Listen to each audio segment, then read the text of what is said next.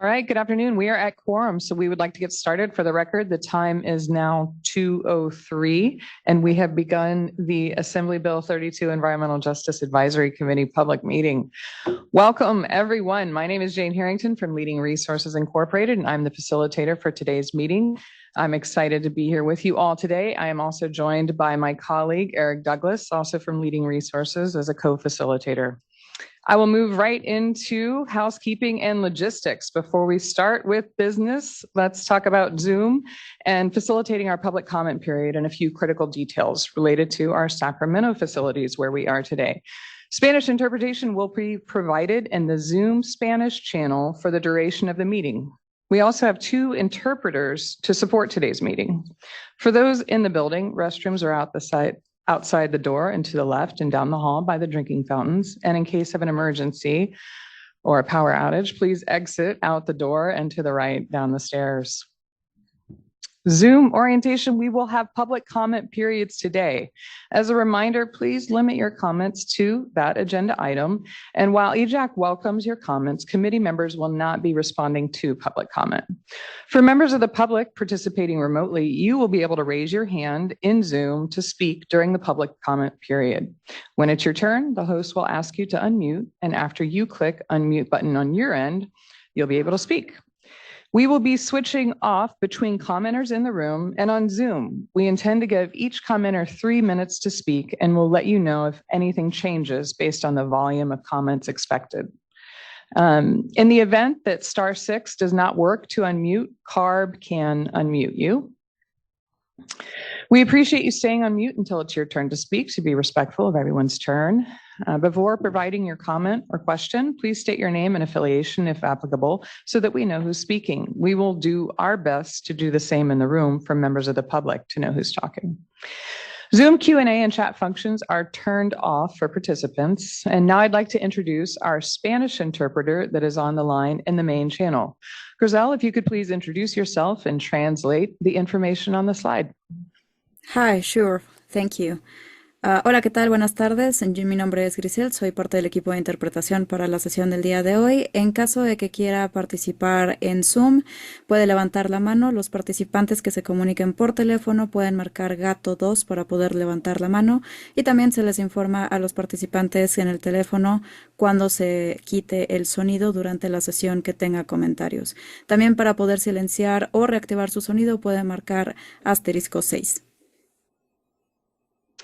Thank you. For those here in person, to prevent echoes in the room, we request that you click on the symbol next to the unmute button as seen in item 1, and please leave computer audio as seen in item 2 on the screen, and make sure that you stay muted for the full duration to avoid background noise. Grizel, please provide the translated information. Of course. Para los participantes que están en la sala, a veces si se comunican o se conectan al Zoom, puede ser que creen un eco en la sala misma, si es que se están conectando desde su computadora o celular. Para poder arreglar esto, después de unirse a la reunión, seleccione abandonar el audio de la computadora, como se muestra en pantalla, y asegure de silenciar su micrófono. Thank you.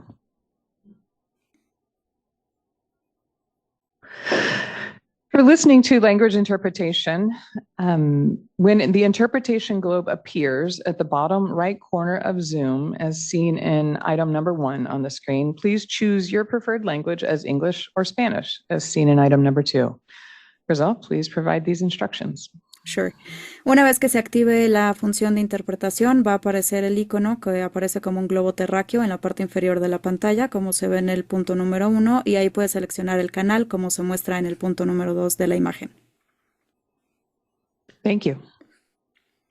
If for any reason you require technical Zoom support today in today's meeting, please contact CARB staff Bobby Rush, who is in person here in Sacramento, by email as provided on this slide. We will do our best to assist you. Today's meeting is being recorded. CARB staff will post to the EJAC Meetings and Events website in the coming weeks.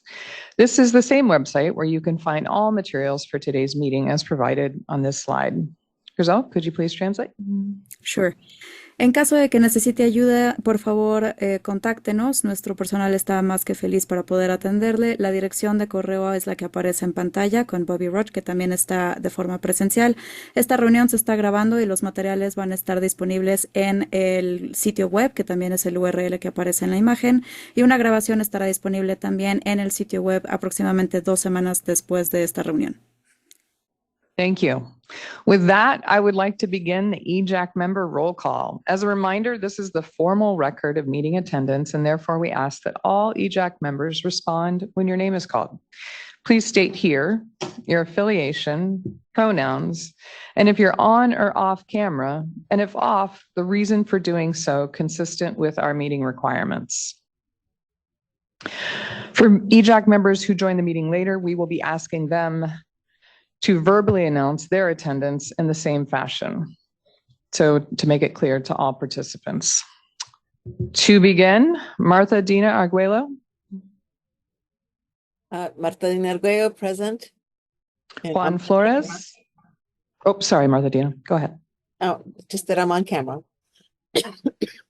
Thank you. Juan Flores. Juan Flores present. Thank you. Dr. Catherine Grupa. Good afternoon. This is Dr. Catherine with the Central Valley Air Quality Coalition, or CVAC, they and she pronouns, and I'm in person. Thank you. Kevin Hamilton.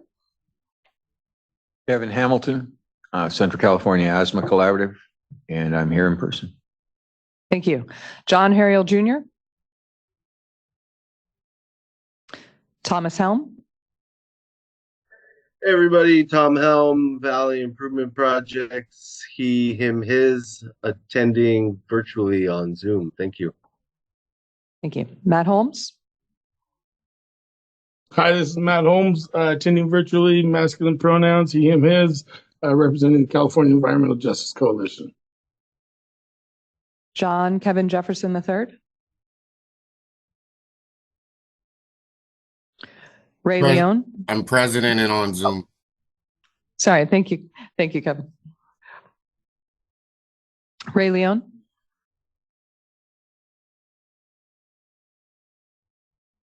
Luis Almedo.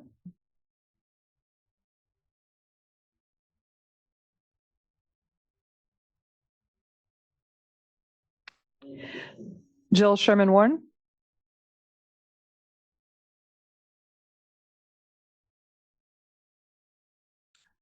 All right, that concludes roll call. We have 7 present. Thank you. I will now turn it over to our co-chairs to go over today's agenda.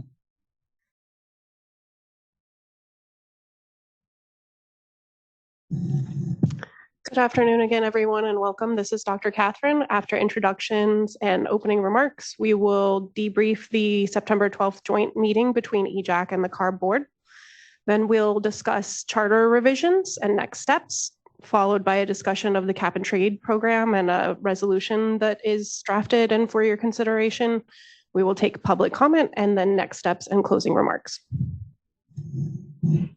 Thank you. I'll now ask co-chair Kevin Jefferson to cover our EJAC meeting agreements. Pay attention to equity of airtime. Be present. Openness to being flexible in our approaches. Be realistic, monitor our ability to get through the full agenda. Seek out synergies in our work. Yes, and build on each other. Have virtual keep camera on throughout the duration of the meeting. State of going off camera and why to maintain quorum. F, leaving the meeting. Notify staff, co-chairs, and/or co-chairs.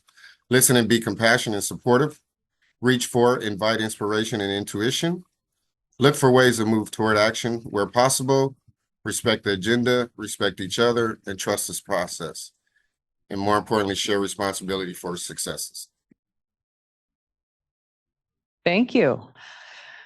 We will now take introductory remarks from Chanel Fletcher. Thank you, Jane.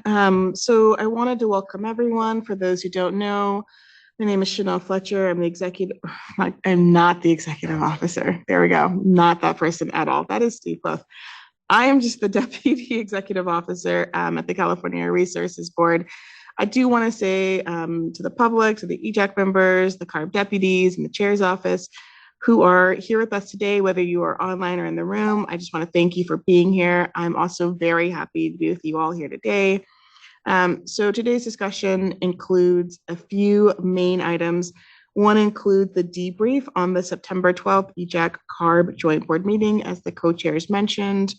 Another one includes discussing the EJAC charter revisions and the progress and next steps. And then there's going to be a discussion on the cap and trade program recommendations that the EJAC has developed. Starting with the September 12th EJAC and CARB joint board meeting, it really did allow for thoughtful discussion between the EJAC and the board members. I did want to make sure that I brought up some high-level items that came out of that discussion. So the EJAC presented their carbon capture, use, and storage resolution and discussed main topics that included a low carbon fuel standard and cap and trade. The board discussed prioritizing carbon capture, use, and storage moving forward in the regulatory process, and an estimated timeline for implementation of Senate Bill 905. Currently, CARB is assessing resources to carry out Senate Bill 905 regulatory process, and that ask from the board. We will make sure that we keep the EJAC informed on the timing of the cap and trade regulatory update as well. The discussion at the joint meeting also centered around the next steps for the potential regulation of livestock methane. It also held discussions on the cap and trade compliance offset programs and concerns with maintaining tribal ancestral lands. CARB continues to coordinate with the it's okay. CARB continues to coordinate with the Hoopa tribe to discuss the path forward. Both the transcript and video recording of the joint meeting are now available on the EJAC webpage and have been provided to all EJAC members for your reference. I also wanted to flag that the low carbon fuel standard second day, 15-day regulatory changes are currently out and have been sent to all EJAC members. We are currently working on a document for the EJAC that really provides responses on the LCFS recommendations from the EJAC, and that was based on the first 15-day changes and the CARB team. So we prepared. I'm sitting next to Kevin, and it's just I don't know if people can hear it. It's okay. We're doing great. So we prepared and sent out a similar document comparing the second 15-day changes to the EJAC's LCFS recommendations for the joint meeting. So just anticipate that. I did want to, because many of you guys will see that board member Krakoff is here with us. I just wanted to acknowledge his role and the time and energy that he has put with the EJAC. Per, I think, our chair and our executive officer, our board member Krakoff has been the official liaison between the board and the EJAC to kind of ensure that we are working closely together on the charter. And I think that he has already met with the co-chairs and some members of our subgroup. And so I just wanted to say a huge thank you to board member Krakoff. He will continue to be a part of this process and work closely with the CARB staff and the EJAC subquorum, and will attend the EJAC meetings as it relates to the charter. I don't know if the board member, if there's anything that you wanted to say, but just wanted to give you space if you did.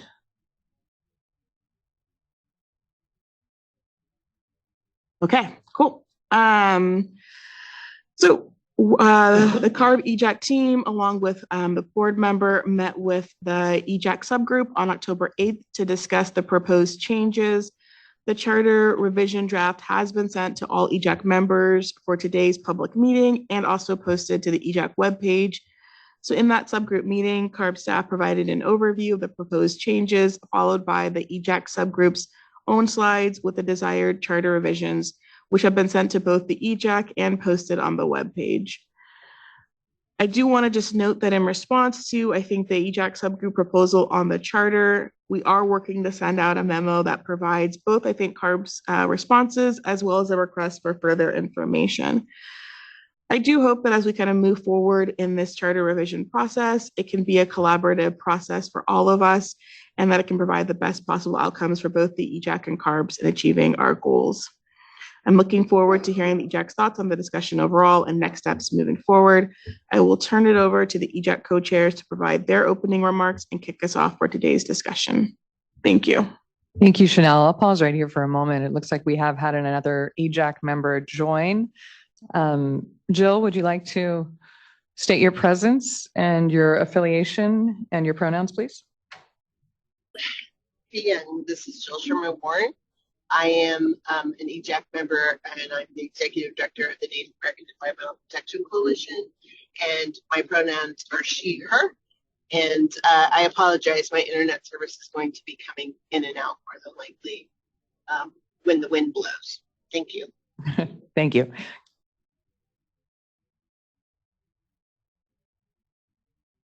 Okay, and I also see now we have Ray Leon and also Luis Almedo. Invite both of you to state your presence.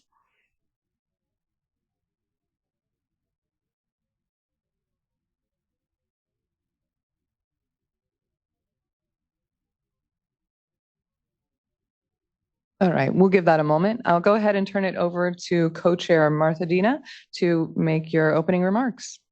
Thank you. Good afternoon, fellow EJAC members. You know, in light of the ongoing conversations about our charter and the work we've been doing as we become permanent, I've been reflecting on the years of service of this committee when it was not permanent, and now that it's an ongoing body, and the breadth of work that has entailed, and the breadth of work that our environmental justice movement has done, both individually and collectively within the EJAC, but outside as well, to continue to figure out how we actually make California's climate policies, climate justice policies that are rooted in protecting environmental health and the right of communities to breathe clean air. And I just want to express a lot of gratitude to my fellow EJAC members, both current and past members who've worked so hard to move this agency closer to achieving environmental justice. And I want to also thank Chair Randolph and the CARB board members for their ongoing efforts to work with environmental justice advocates and the members of the EJAC. We feel a deep sense of urgency and responsibility to serve and to do it well, and to continue to push lovingly, even though sometimes we're deeply frustrated, so that actually the recommendations that we're making that we've made over the last 16 years often turn out to be correct assessments of policy and the implications and the impacts. And we are still looking for that culture shift within the agency that does actually begin to listen to the deep experience and knowledge of environmental justice communities. And I'm saying this as a caution as we go into major decisions with the low carbon fuel standard, with the cap and trade reauthorization, with the ongoing conversations about what climate solutions we should be investing in. Should we invest in real zero solutions or kind of near zero, net zero ones that continue to extend the life of the fossil fuel industry and impede our ability to actually make a new economy? And so the decisions that we make and the choices and the recommendations that the EJAC makes are firmly, and Catherine will talk, are not only grounded in the lived experience of our communities, but the science as well, and in public health, and actually taking a public health approach that prevents harm and restores the harm that's been done to communities. And so again, it's been an amazing experience to work with all of you, and we're committed to continuing to work as a committee, as a movement, to help CARB achieve its mission of clean air for everybody. So thank you again for the opportunity to serve. And I'll hand it over to Catherine. Thank you, Martha Dina. I'd like to invite co-chair Kevin Jefferson if he has any comments, opening remarks.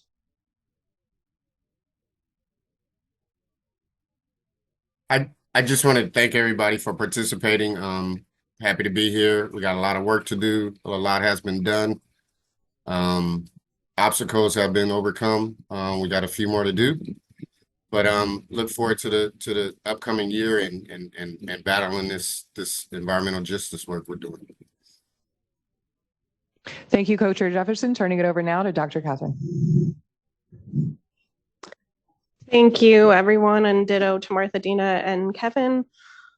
This is Dr. Catherine with Central Valley Air Quality Coalition. One of the many things I do in my time outside of this work is I teach Introduction to Physical Geography, which includes teaching students the mechanics of everything from the atmosphere to the biosphere to the lithosphere. So for me, I think it's important to take a moment and reflect on the indicators that the environment around us are showing. Hurricanes Beryl, Helene, and Milton. The fact that they have been stronger, more intense, out of season because of how hot our ocean has become, not to mention the heat wave that those of us in the Central Valley have been experiencing the last few weeks that hopefully now we're actually getting a break from. These are all signs of climate change accelerating, not to mention research showing that there are continued growing disparities in terms of wealth and resources, especially since the COVID-19 pandemic. So in the midst of this going on kind of at the global level within California, and with the work that we're doing at EJAC, we continue to see LCFS changes, the low carbon fuel standard, that move further away from our recommendations, things like removing aviation fuels and grandfathering in dairy digesters. I hope folks were also able to catch the report that was released on Monday by Danny Cullenward on the pass-through costs of the low carbon fuel standard, which continues to deepen concerns about disparities. And continued puzzlement for myself over why CARB won't issue their own new cost estimate as a standard part of their process.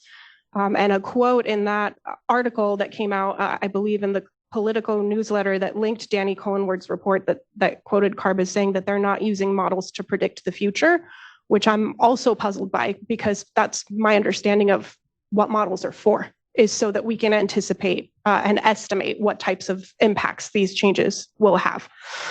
So while we see a continued focus on needing to have market certainty for investors in carbon markets, we see climate impacts on humans are kind of set aside, particularly environmental justice communities and people that are made into climate refugees because of these ongoing crises. So I've expressed before, and again, want to validate people who feel climate despair. This work is really important, and it can also be really depressing. And it continues to motivate me to push for urgent action. I also really want to acknowledge and recognize that there are a lot of everyday staff and former staff of the Air Resources Board that are doing the hard work, and I see you. Some of you contact me, and some of you, I read your work and your comments, and I really appreciate the work that you all are doing because I know it must be hard.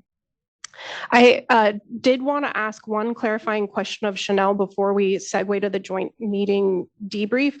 In your opening comments, you mentioned the chart that had what the EJAC recommendations were and then how they were connected to the 15-day changes. Were you saying that we're going to get another version of that, or were you just referencing the one that we already got? Another version. So sorry that was muddled. We sent one out previously in advance of the joint meeting, and we will be preparing to send out another document in relation to the second 15-day changes. Okay. Thank you for that clarification. So with those overarching comments, I do want to go ahead and segue to our next agenda item, the joint meeting debrief. And since I have the mic, I'm going to go ahead and continue with this item and then again invite both the co-chairs and any other EJAC members who would like to share their thoughts debriefing our September 12th meeting. And again, like Martha Dina said, I really want to express deep gratitude to everyone who contributed and supported to putting that meeting together, from the EJAC to CARB board members and staff. We heard from so many people before and after, and it, for me, really showed the power of movement. And I really appreciate the support from everyone because it is those affirmations that help keep me going and give me the energy to do this work.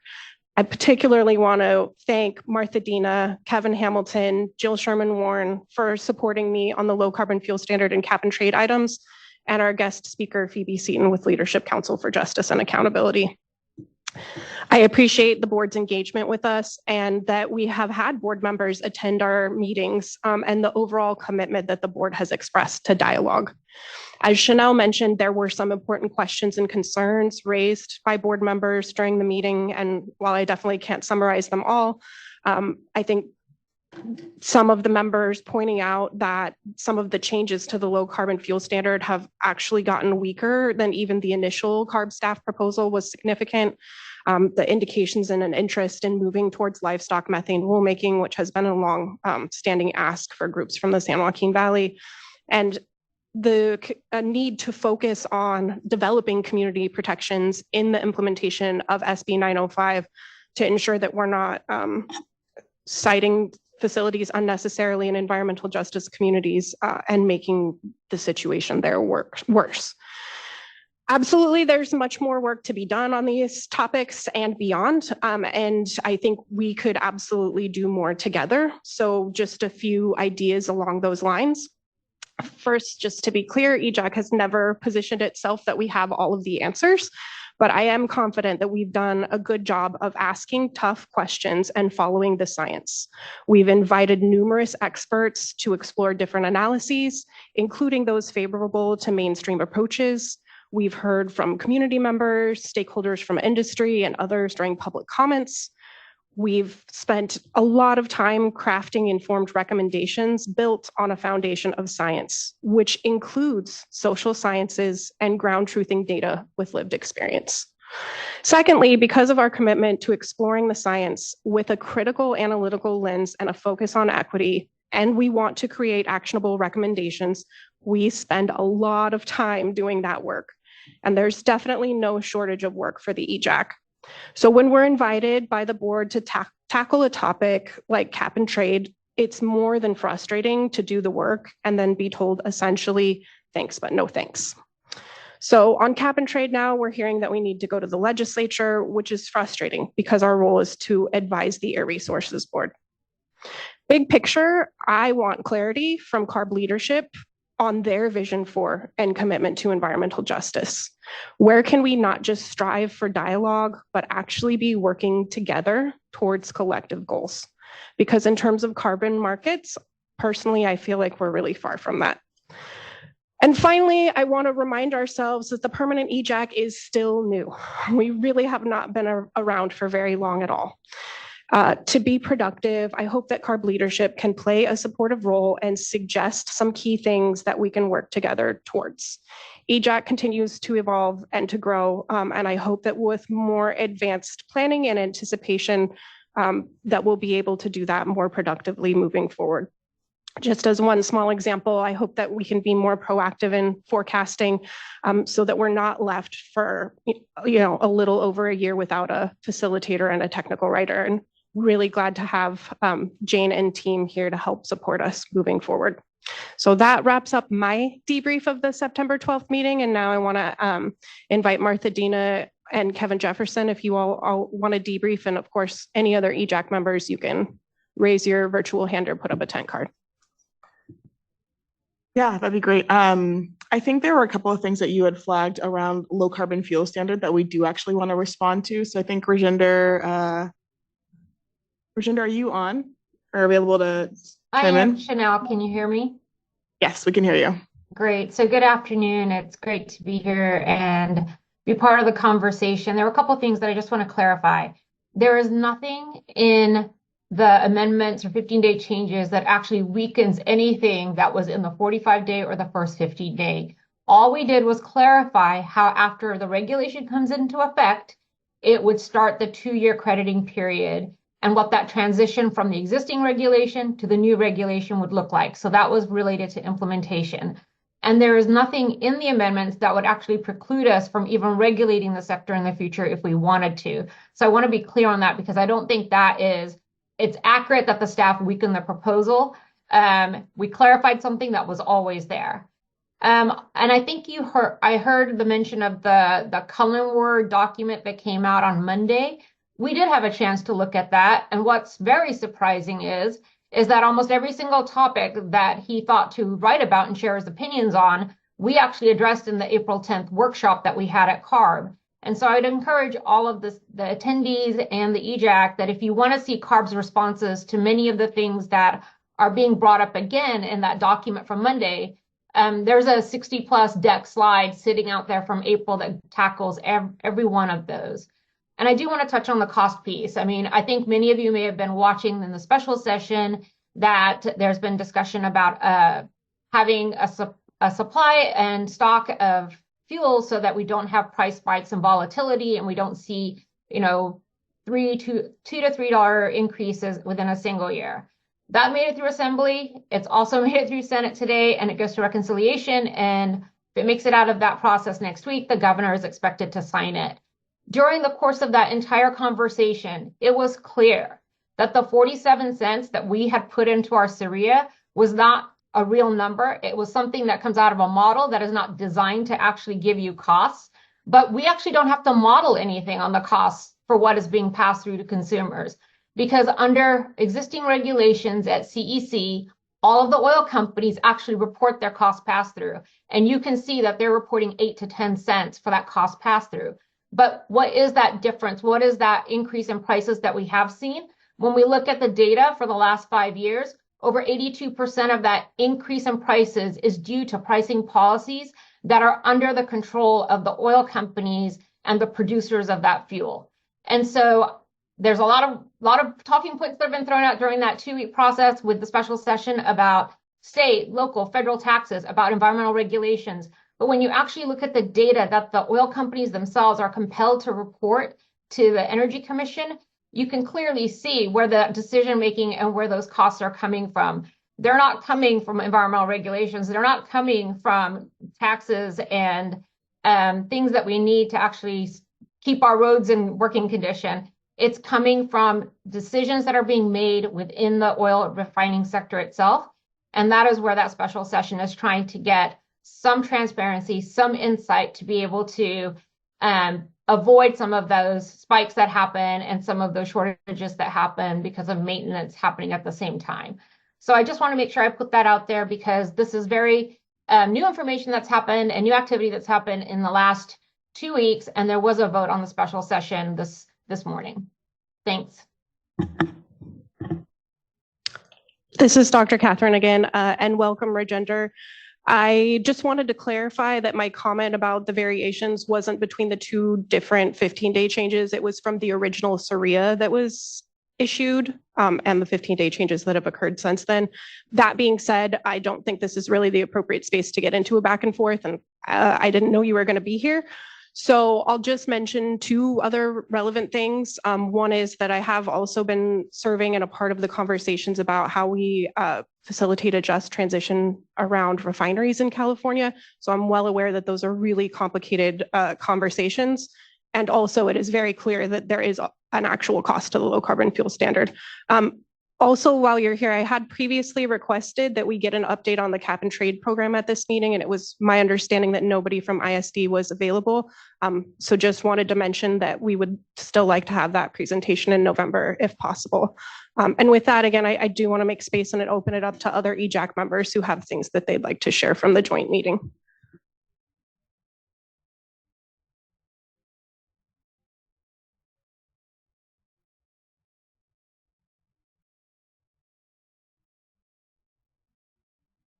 All right, taking a moment, we have any EJAC committee members who would like to reflect on the joint meeting in September?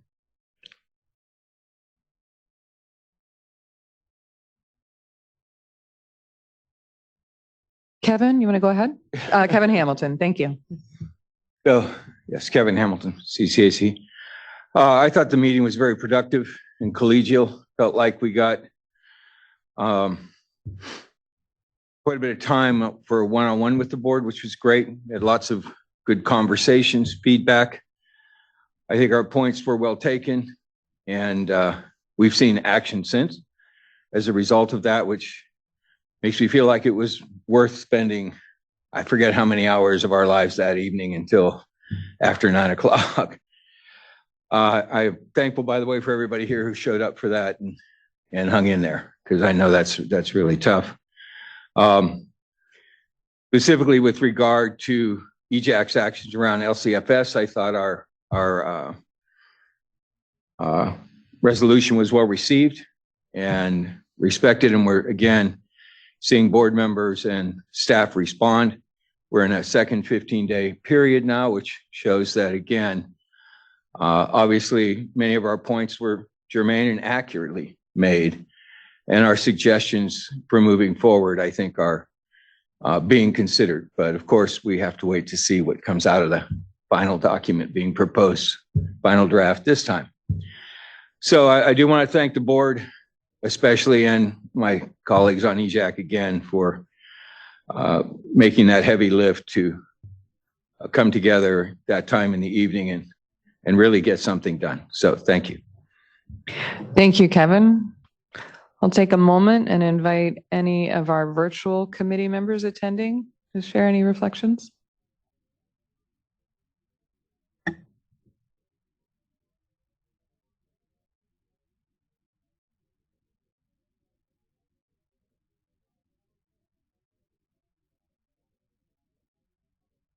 All right, before I conclude this topic, I'll just give it one.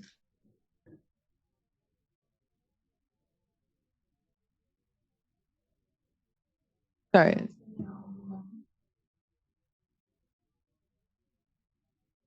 Martha Dina, did you raise your hand? Would you like to speak? No, I was just saying, I was trying to give space for EJAC members to share any sort of takeaways they had from the meeting with the board members and anything that folks remember that we need to also follow up on in terms of conversations we had with board members. Great, thank you. Any other committee members would like?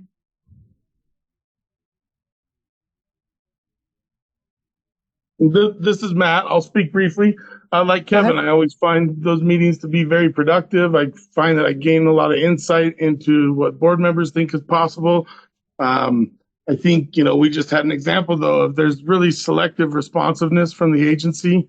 And I think it must be hard for board members to track the many different issues that we all talk about in those sessions. And maybe there's some sort of way to be systematic about burgeoning issues, long unaddressed issues,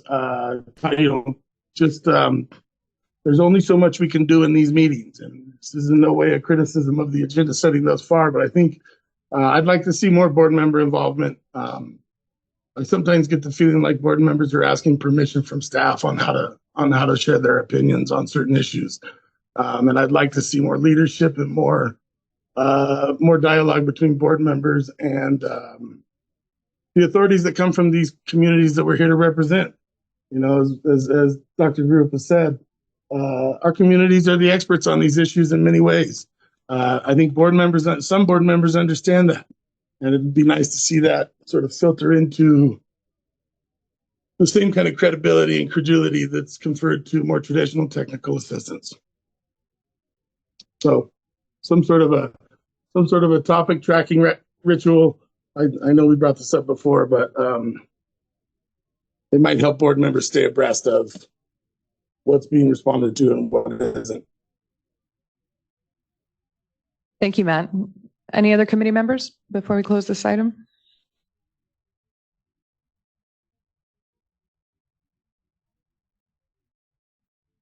All right, hearing none at this time, we'll move to our next agenda item, which is EJAC charter revisions, discussion, and next steps.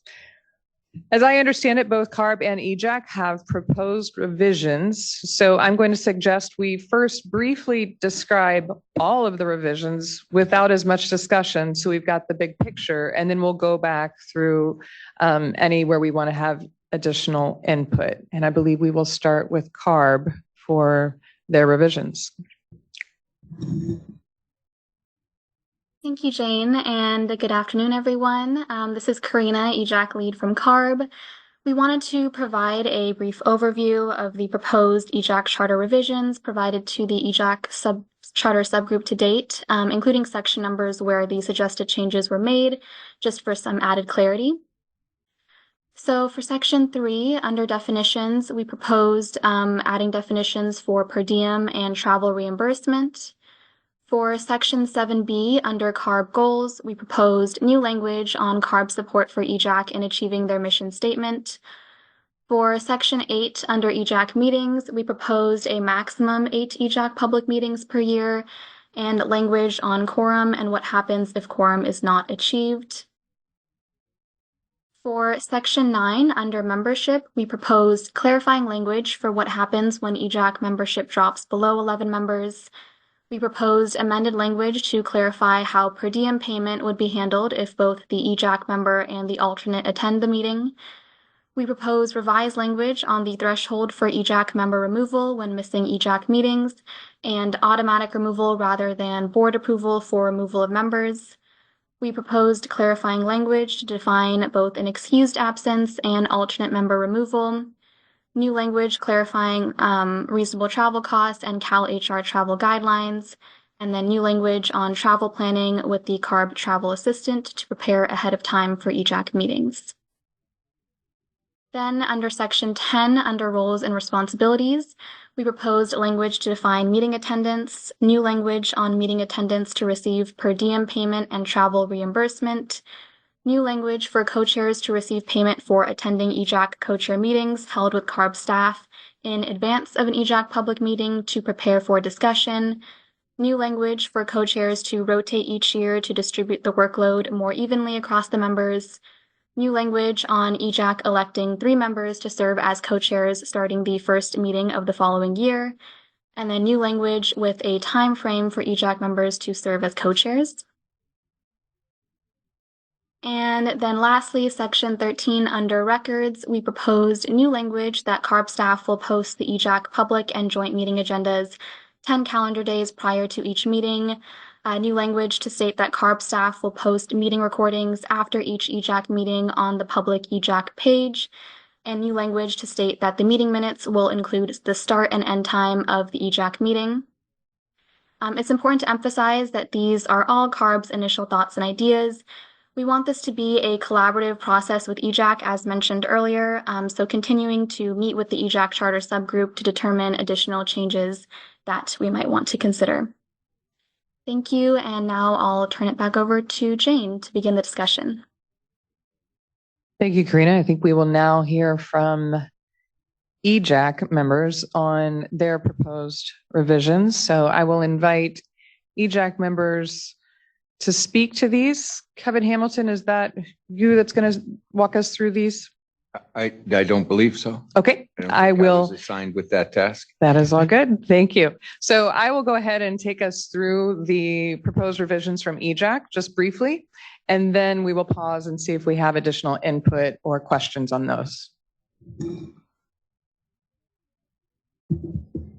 Wonderful. So the 5 revisions proposed by EJAC have to do with the number of meetings per year, the number of joint meetings per year, the number of EJAC members, the length of the membership term, and then clarification around conflicts of interest. In terms of number of EJAC members, the current charter language allows for a minimum of 8 members. There are no revisions. EJAC meetings per year. The current language allows for a minimum of 8 meetings per year. There are no current revisions requested. The rationale is that EJAC's priority is to advise CARB and staff on environmental justice matters, which are ongoing, complex, and constantly evolving. EJAC would like to meet as often as needed to do this work. The minimum language was previously negotiated and does not need to be further constrained. For possible discussion would be to clarify what counts as a meeting. For example, the joint CARB EJAC meeting does not count toward the EJAC individual meetings. Further, additional meetings scheduled because of circumstances beyond EJAC's control do not count towards that total number.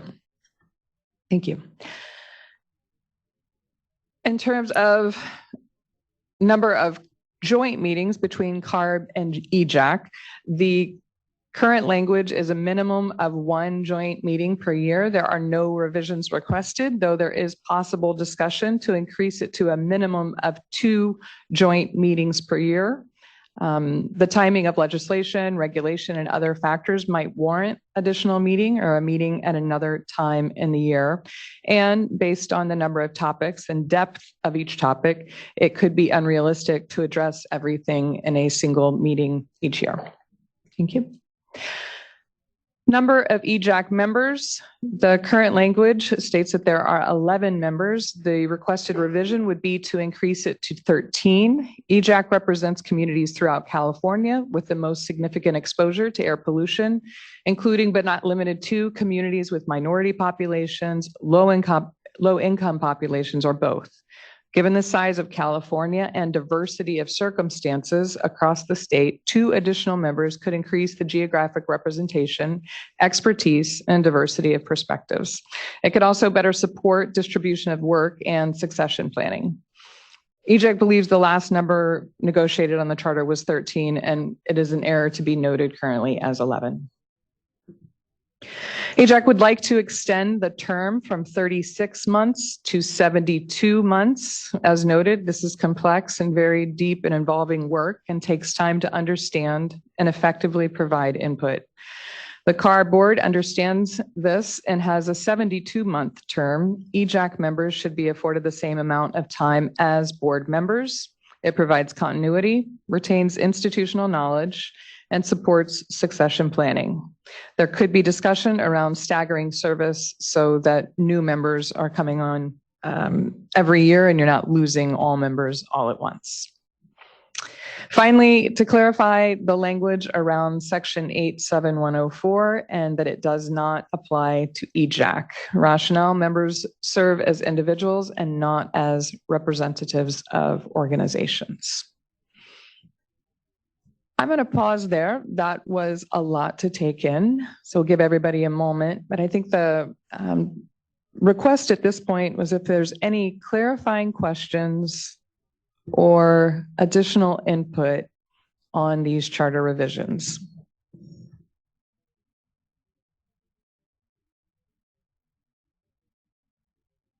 And to remind the committee, this is being considered by a subquorum, so that input would be taken back and reviewed by that subquorum. So I'll turn it over to Kevin Hamilton. So the subquorum is met, and again, you see our initial response to CARB's offerings. Should know that we have met several times now, and the last meeting was day before yesterday. And since then, we have worked on more recommendations, which you'll be getting soon. And what we really need is for our fellow members on EJAC to please take a look at those. And for God's sake, send us some kind of a signal as to whether or not you are pleased with those, you have other ideas, and any changes you want to make. You don't have to make them directly into the document.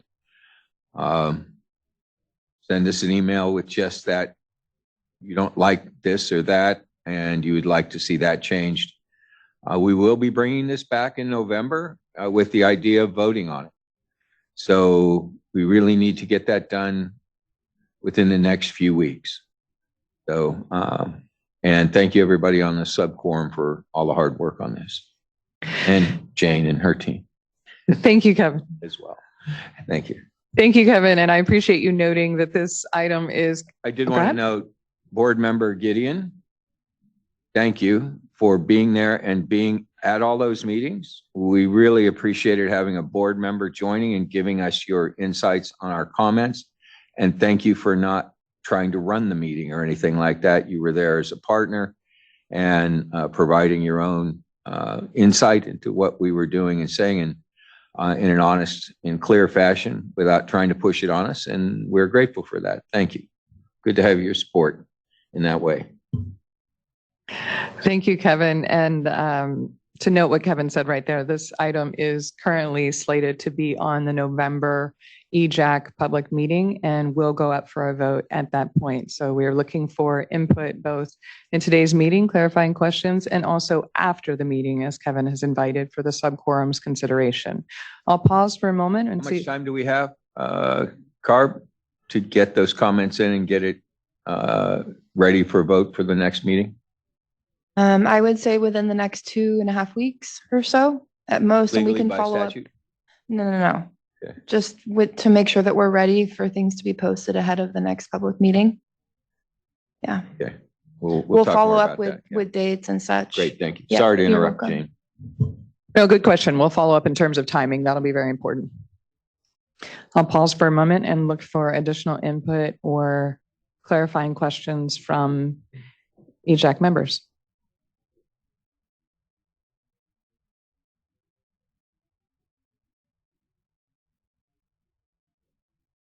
Thank you. So seeing Luis hand up and then also Jill's hand up. I'll start with Luis. So it says 36 to 72, and I know this was also discussed. So that's as of the adoption of the charter, correct? The 36 to 72? Please state the question again, Luis.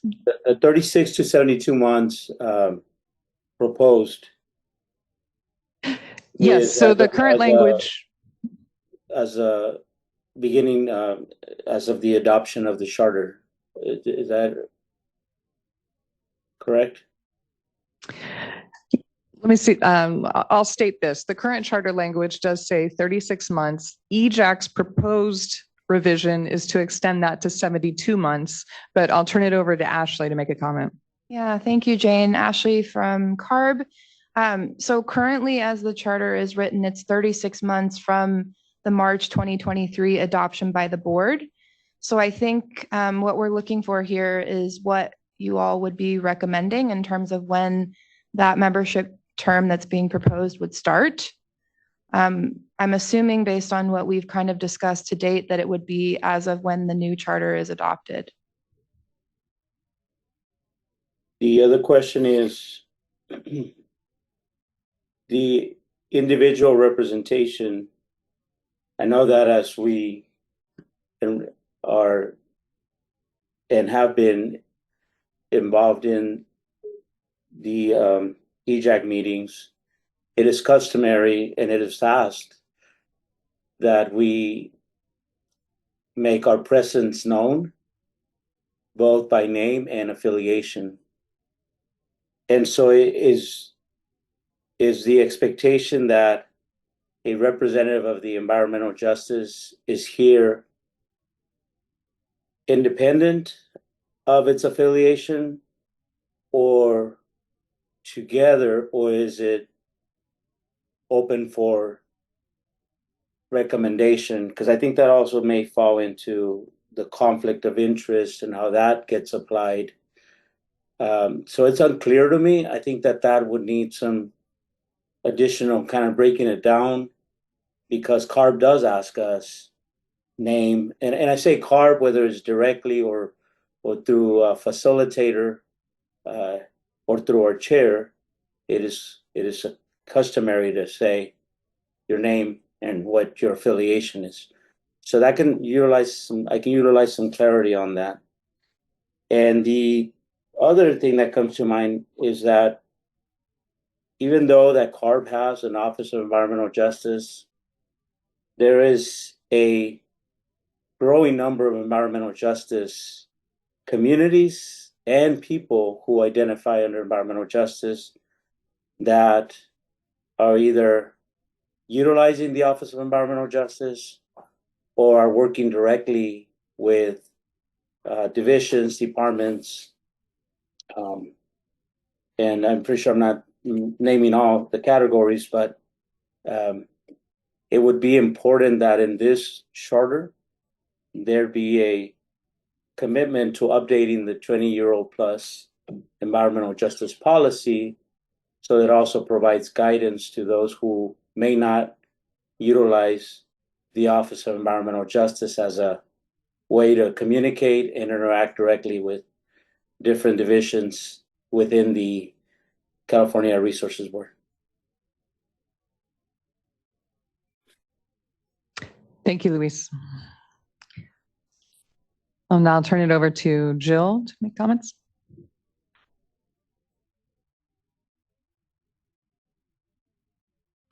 Hi. Hopefully I don't cut out. When I was reading Well, first of all, I would like to have a copy of CARB's bylaws. I was trying to find a way to compare like some of the offensive, I'll just say it, some of the offensive type language that it really is reminiscent of institutionalized racism that has been present in CARB's recommendations. Maybe CARB doesn't realize that. So I want to know, like, what does CARB's bylaws look like, or do they have them? Because I tried to deep dive and going back through minutes and stuff, and I didn't see anything that CARB itself has the minutes. And I think, being where I am.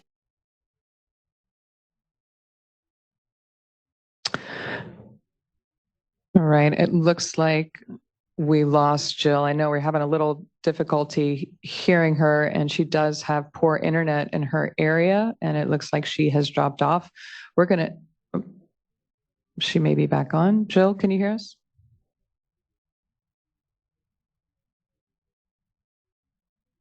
All right, we'll give Jill a moment to get back on so we can hear her. Jill, go ahead. All right. Case in point that wind comes along and my service goes out, it actually everybody's off camera. And so like that in itself, I can't help if power goes out or if service decides not to work. And Jill, I understand that. Jill, I'm gonna hear me. Yeah, I'm gonna pause for a minute. It's breaking up pretty badly, and so we're not able to fully understand what you're saying. I might invite you to put it in the chat, or if you would like, it might also work if you want to call in on the telephone to the meeting. I think that might handle the technical issue, but I want to make sure we're catching what your comments are. Jill, at this time, I'm going to pause and I'm going to switch to Kevin Jefferson and then Matt Holmes, and then we'll give you a moment to call in so we can hear your comments. Kevin, please go ahead.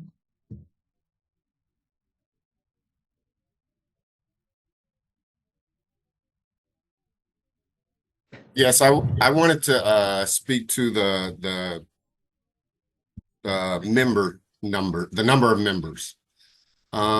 I think one thing we may want to consider is having the same number of members as the board, as CARB's board has, 16 members, with 4 being non-voting. I think it would be very instrumental to have members from the Senate and Assembly, and then also to have legislative oversight. It would just bring this work closer to the body that we are dealing with, and it just makes sense. AB 32 caused a change in the board structure and I don't know, I guess you could say priorities of the board. And I believe those same reasoning should be utilized with our EJAC team. With more members, we could have more committee work.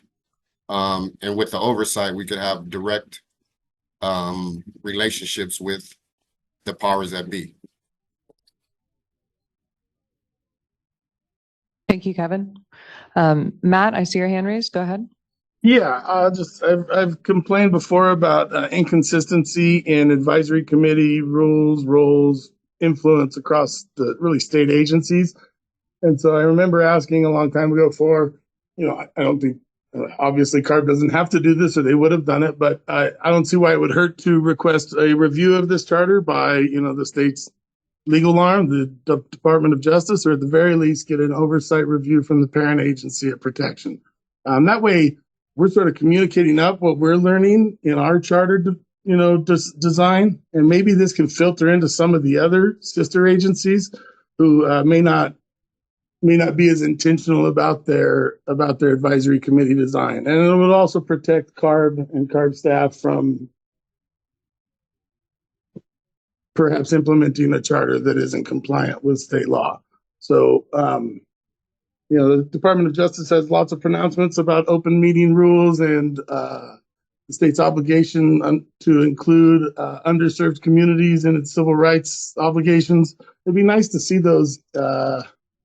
Be nice to see some consistency and some sort of parent in the room as the state develops wildly divergent advisory committee roles. Thank you, Matt. Wait a moment. Jill, are you with us?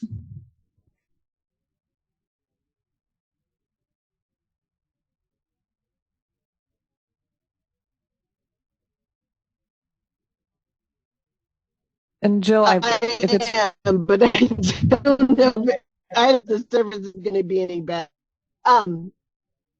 So anyway, I agree with what Matt just described, but I think that I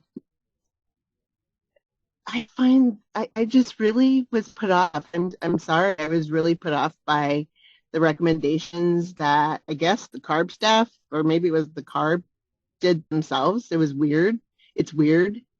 I currently participate in other state bodies, and so in being involved with those other state bodies, all I have to say is it's weird, and they're not in alignment with other committees participate with. I think we should add something about the stipend, or I don't know what we call it, that's being paid, because I don't think I've received a stipend since June, and it's October. And I don't know if that's the case for everybody on the board, but that's concerning, because then I wonder what is CARB staff doing internally with making sure that that's happening. I have asked previously, like the travel arrangements, I definitely understand that. And I've never had been reimbursed for my taxis or none of that. Like, I'm still here, not because of that, small amount. I'm here because I have a passion about making sure that our communities who are underserved and unheard are heard. And so I was just really taken aback, especially when it came to you have to be here 15 minutes before or the meeting, or first 15 minutes. It might take me, as you could see, I was on camera I was on right at 2:00, but then when the roll call came, my service popped out. So I guess it just seems really weird, and I'm put off by the recommendations that CARB has made, and I just want to be very frank about that. So thank you. Thank you, Jill. In the room, I've got Chanel's hand raised, and then I'll go back online to Ray. Perfect. So we'll pause on that and go back to Ray. Good afternoon, everybody. Ray Leon here from the west side of the San Joaquin Valley. And, just in terms of the increase to 13 members, I recall us having the conversation, and I don't see it written here, that we want to see more engagement with Native American folks from California. And as you can see, Jill's having issues because of the lack of infrastructure in her area. So maybe that's something that would be in order for us as CARB EJAC to take care of, so that our folks are able to participate effectively and equitably in this process. The other thing I want to comment on was the alternates. My alternate, I'm mentoring her and in the EJ space. Sometimes she makes it even when I jump on, because sometimes I'm not able to let her know that I'm going to jump on. But when I let her know that I'm going to jump on, she doesn't jump on, and it kind of makes a break in communication in terms of understanding what's going on and how we're unfolding the great work here with EJAC and CARB. So it'll be a good thing to consider folding in alternates in a more intentional way, whether it's a small stipend or I don't know. We could have a discussion of what that looks like, but yeah, and I think when we're talking about environmental justice, we're not having the discussion on EJ because it's a sexy thing to discuss, but because there are very real and solid impacts that low income communities, working class communities, farm worker communities have dealt with and deal with, and so it's a whole process of keeping the environmental justice strategy document alive at the state level and giving substance to the AB 32 and all of the intent that we had when we helped pass AB 32 and the policies that would follow. Good amount of us aren't well, I would say all of us are here because we have corazon and we have commitment for our communities. And some of us have been around, doing this work for decades, and it's just something that I mean, in a way, we're born into.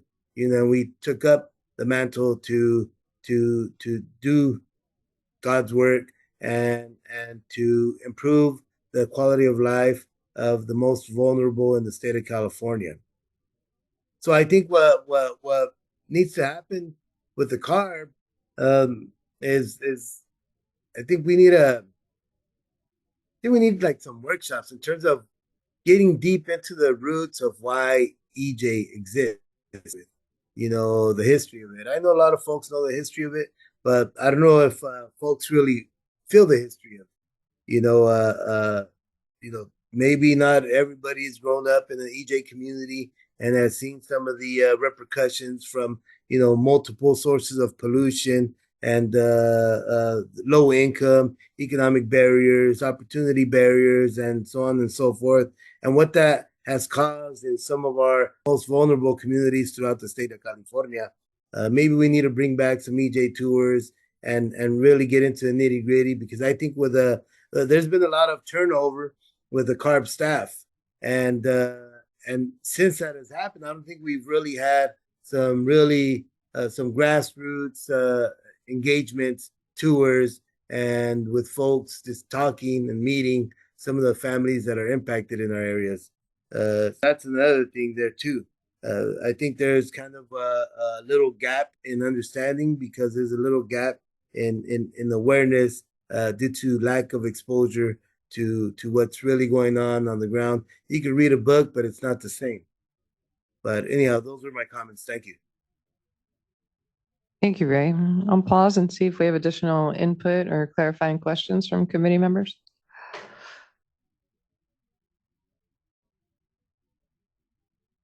Go ahead, Jill, please. Hi, I just want to know, can I get a copy of CARB's bylaws?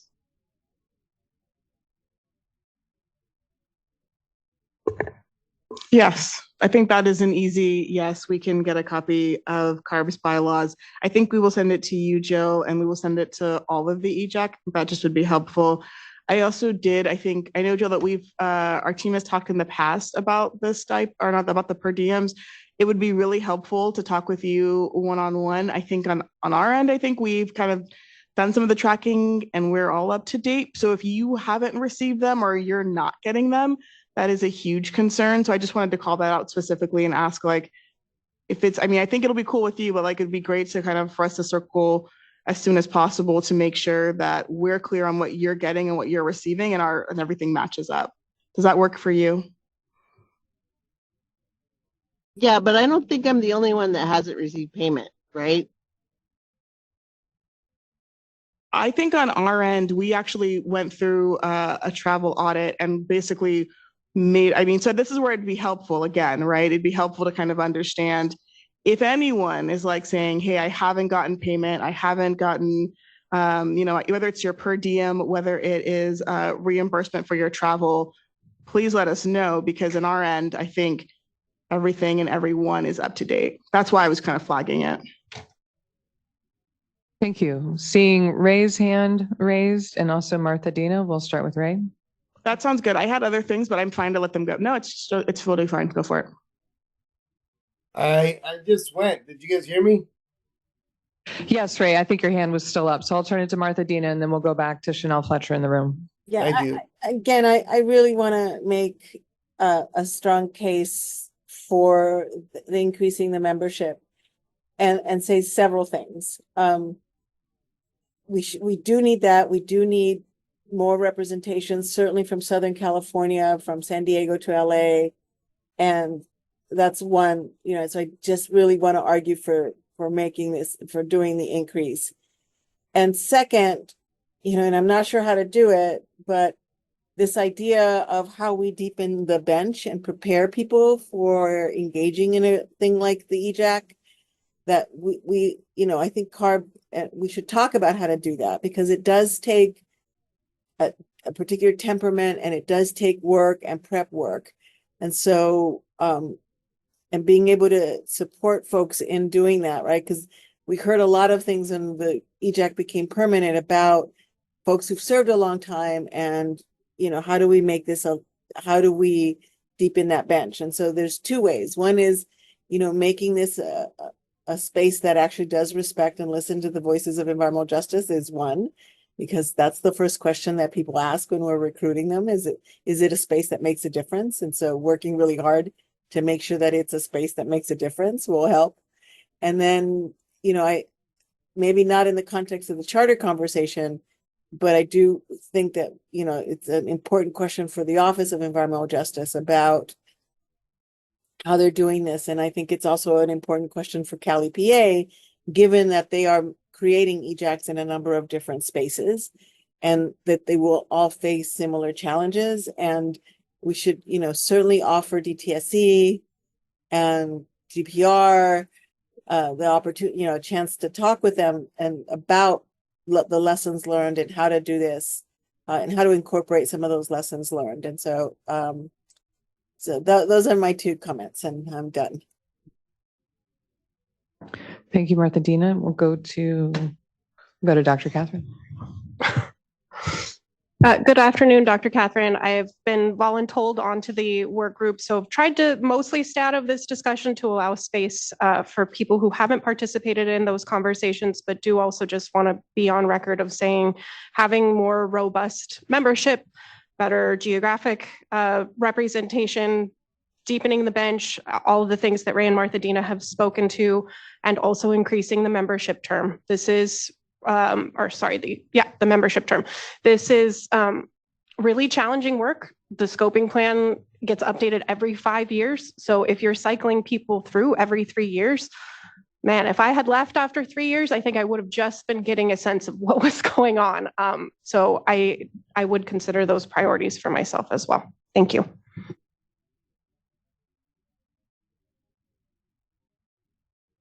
Thank you. Pausing for any other comments from committee members.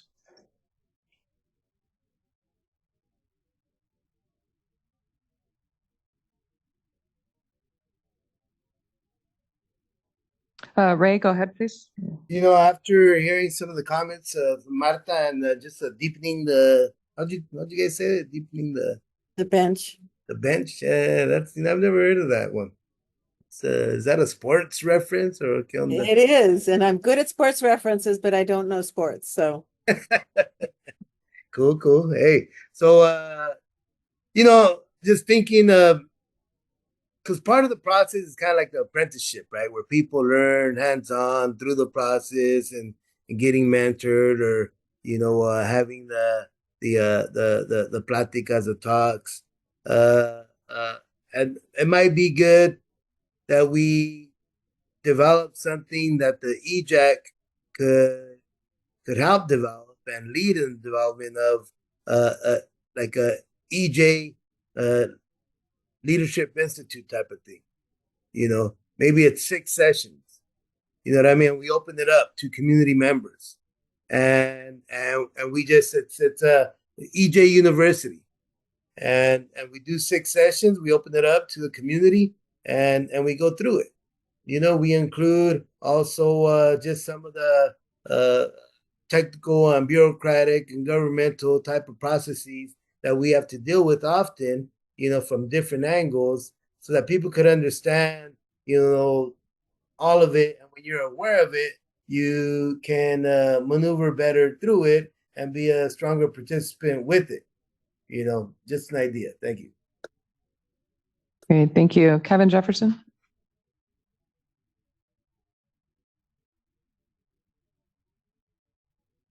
Yeah, I would just like to just give credence to what Ray was just saying. I mean, I believe education and communication is everything, but being on the same page is even more important.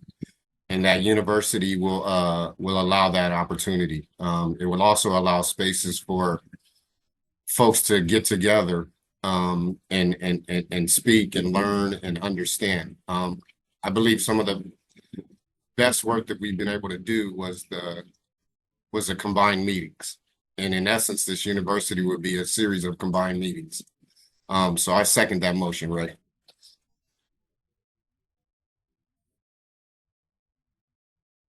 There's a request in the room, Kevin, if you could just repeat what you were affirming there. Thank you. I am affirming that we should have that leadership council training program, whatever you want to name it. It's extremely important, and I second that motion.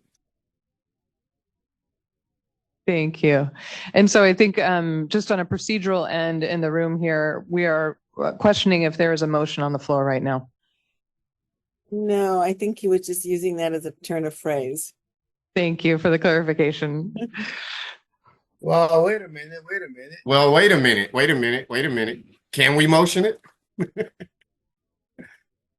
So because that is not agendized today, we're not taking action items today, but it could be discussed for a further meeting. Then I would like to recommend that we add it to the agenda for a further meeting for discussion. Thank you. Thank you. And so I think the next consideration might be to take that to the sub-forum because this topic is on the charter revisions right now. Ray, let's Well, make it happen. I might just chime in because the EJ University, it's not a part of the charter, right? To my understanding, and Kevin and Ray, you should check me. Like, you're talking about doing this, right? Out like wherever the charter goes, it's beyond that, right? Is that fair to say or no? It doesn't have to be separate from the charter. In fact, it could be added to it. The charter can be amended. That's what we're talking about. Oh, okay. So then you would put it, okay. So then it sounds like it would go to the sub-quorum to include an EJ University in the charter. Well, you know, I think we should discuss it so that we could fully understand, you know, what exactly that would mean if it was within the charter or just something that would be supported through CARB-EJAC outside of it. I don't know, you know, so we could really understand it first and foremost. Then we are able to talk about where we place it. Great.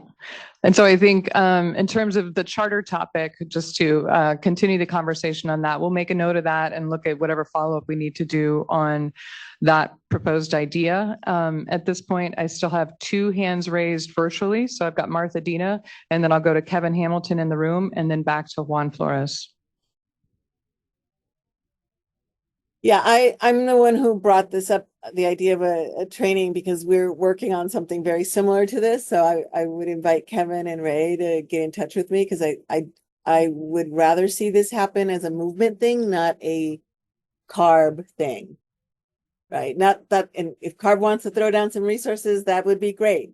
But I think it should be something that we as a environmental justice movement develop and talk about. Okay, thank you, Martha Dina. Thank you for the clarification on that. I'll move to Juan Flores, and then we will move to Chanel Fletcher in the room. Oh, sorry, and Kevin. I also wanted to echo what Martelina just said about this perhaps being something that the movement carries on rather than CARB. I mean, we constantly keep hearing that there's no money, right? So I'll hate for this amazing idea to come and die just because there's no money in CARB. So I think it would be more powerful coming straight out from the EJ movement. And a humbling moment for CARB to realize that we're able to carry this along by ourselves, and that it's powerful and it can bring a lot of fruits. Thank you, Juan. I'll go to Kevin in the room. Yeah, I just wanted to understand with Ray and Kevin. Are you talking about, because in the charter, we're already requesting that CARB build in the provision of the kinds of information and assistance that we might require. And it sounds like, in resources, and it sounds like this would be coming under that as an activity that would be a resource. Am I misunderstanding? Because it's not just this program. I mean, there'll be other programs that we might want to take advantage of and get training on, those kinds of things. So help me out, guys, because I'm not really clear on whether. Yeah. I was Go ahead. reminiscing on when we had the deep dives back in the days. Remember that? Yeah, very much so. We had deep dives. We had I environmental. asked for him this time and got turned down. Yeah, and then we had environmental justice tours. I said, right? And so for me, those were kind of a spreading of that, type of institute that I was talking about. Certainly we could continue that, and maybe in a more intentional fashion, to where we have it as, say Marta unfolds a EJ leadership she's talking about and opens it up. We all participate, bring in folks to participate, but the like EJ tours in very different respective regions. At some point. Hello?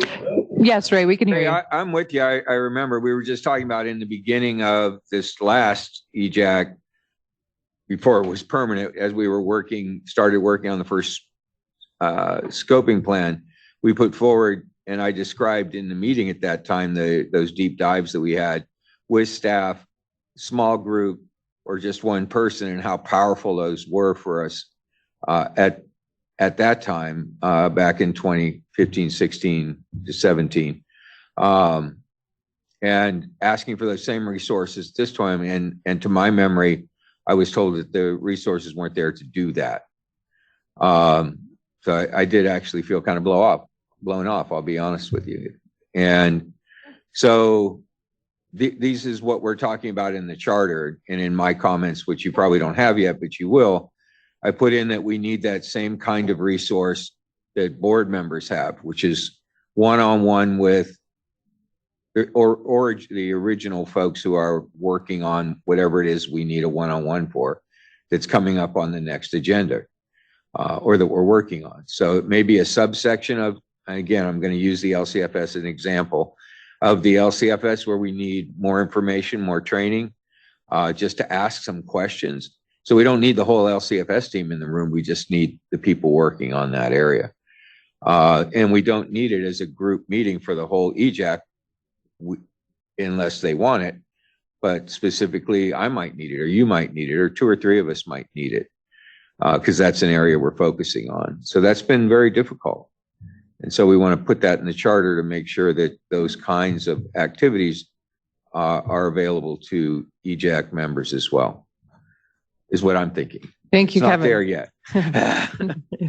Thank you, Kevin. And so noting that this discussion has led to some new ideas, and I think the idea now is to take these ideas to the subquorum.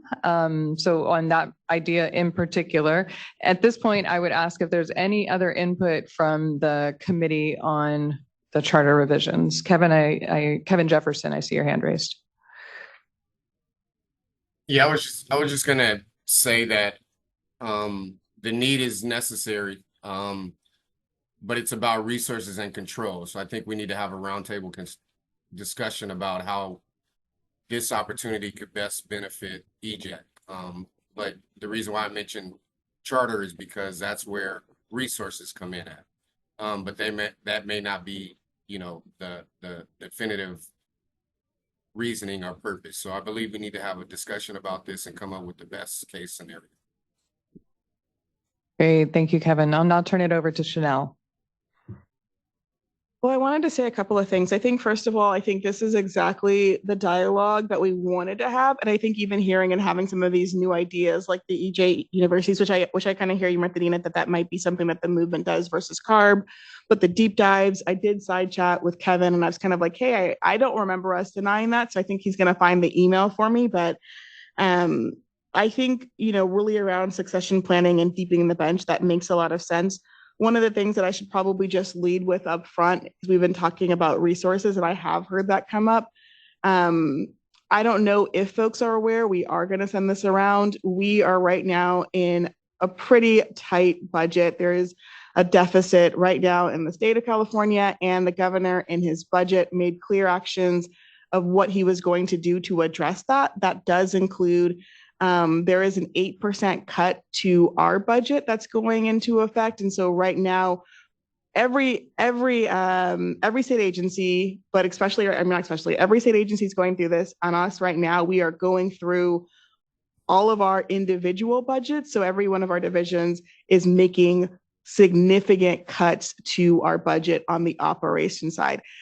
Literally, right as we're doing those cuts in terms of operations, we are also in effect sweeping positions. So every division is actually, any vacancies that we have right now are getting swept. And this is all going to go towards closing that budget deficit.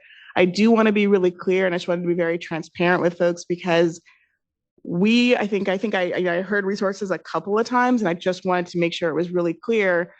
We have about an 8% cut coming, to our the CARB budget. And in addition to that, we're looking at about, I want to say it's, around 30 million in terms of looking at our positions being cut. So we're feeling a little bit of, not even a little bit, we're feeling a lot of the pain right now, because a lot of the work that we're trying to do, we're now going to have to do it with less operations budget and honestly less positions. That doesn't mean that we're not gonna, have these conversations and have these discussions.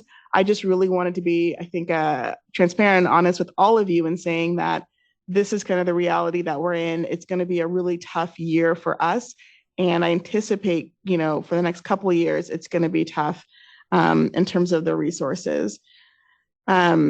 So that's one thing I wanted to kind of say. I do think that we have, the subgroup. And so part of what we can do in that subgroup meeting and come back to the EJAC with is like, what do these cuts mean when we're talking about the EJAC?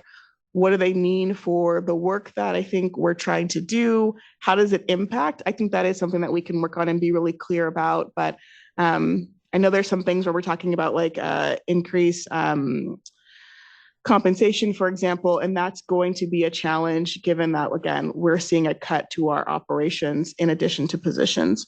So I did want to make sure that I led with that I set that expectation. And like I said, in our subgroup meetings, we can really talk about and make sure that we bring back to the full EJAC what that impact will be as we move forward with this charter discussion.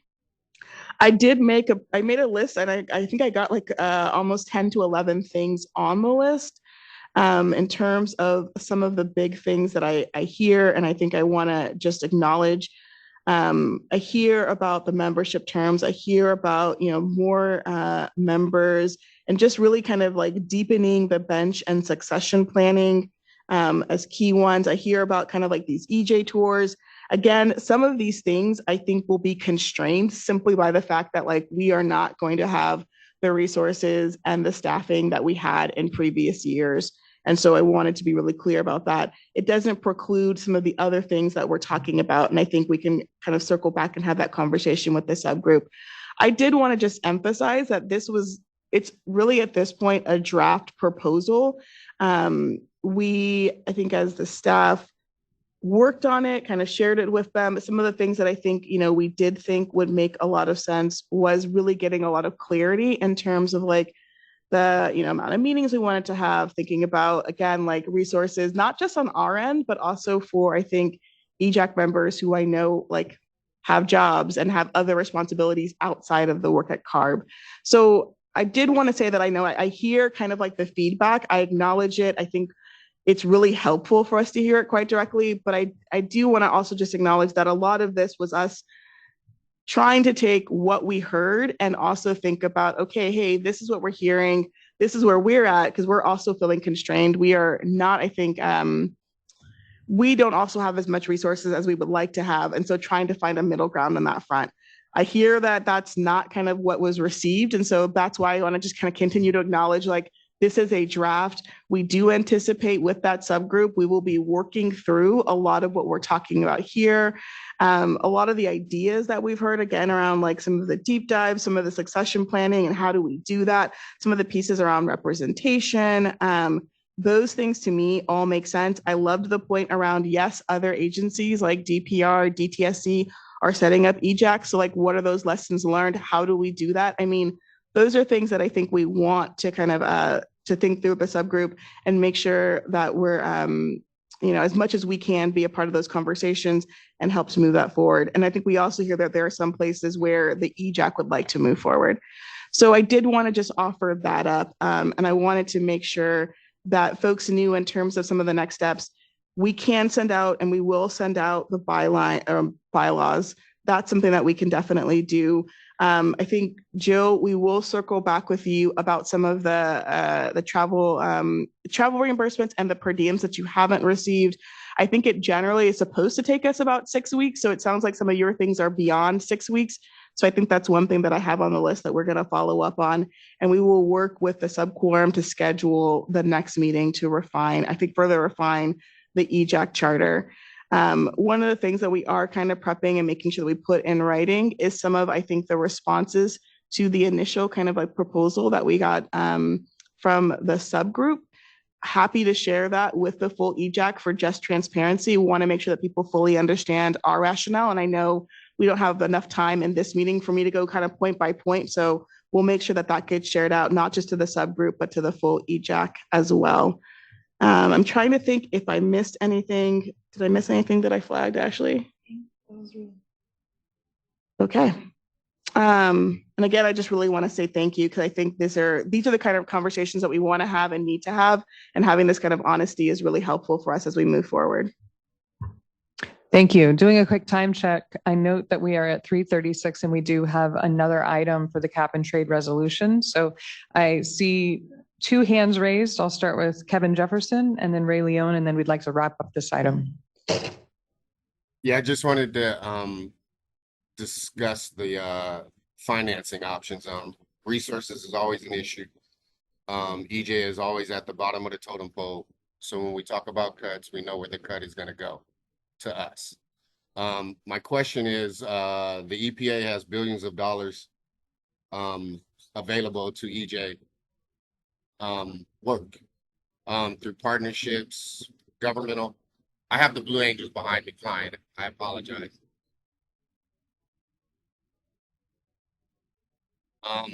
So I would say that you going after some of the EPA, and also I would say, could you consider receiving funds from your enforcement department for this EJ work? There are policies that are going up across the state that are consisting of percentages of lawsuit settlements, violation funds going to the EJ work. So I believe CARB needs to highly consider that. I also believe that CARB needs to tap into the bigger EJ movement and receive some of those funds. If there's multi-billions of funds available, it makes no sense that we're not going after them.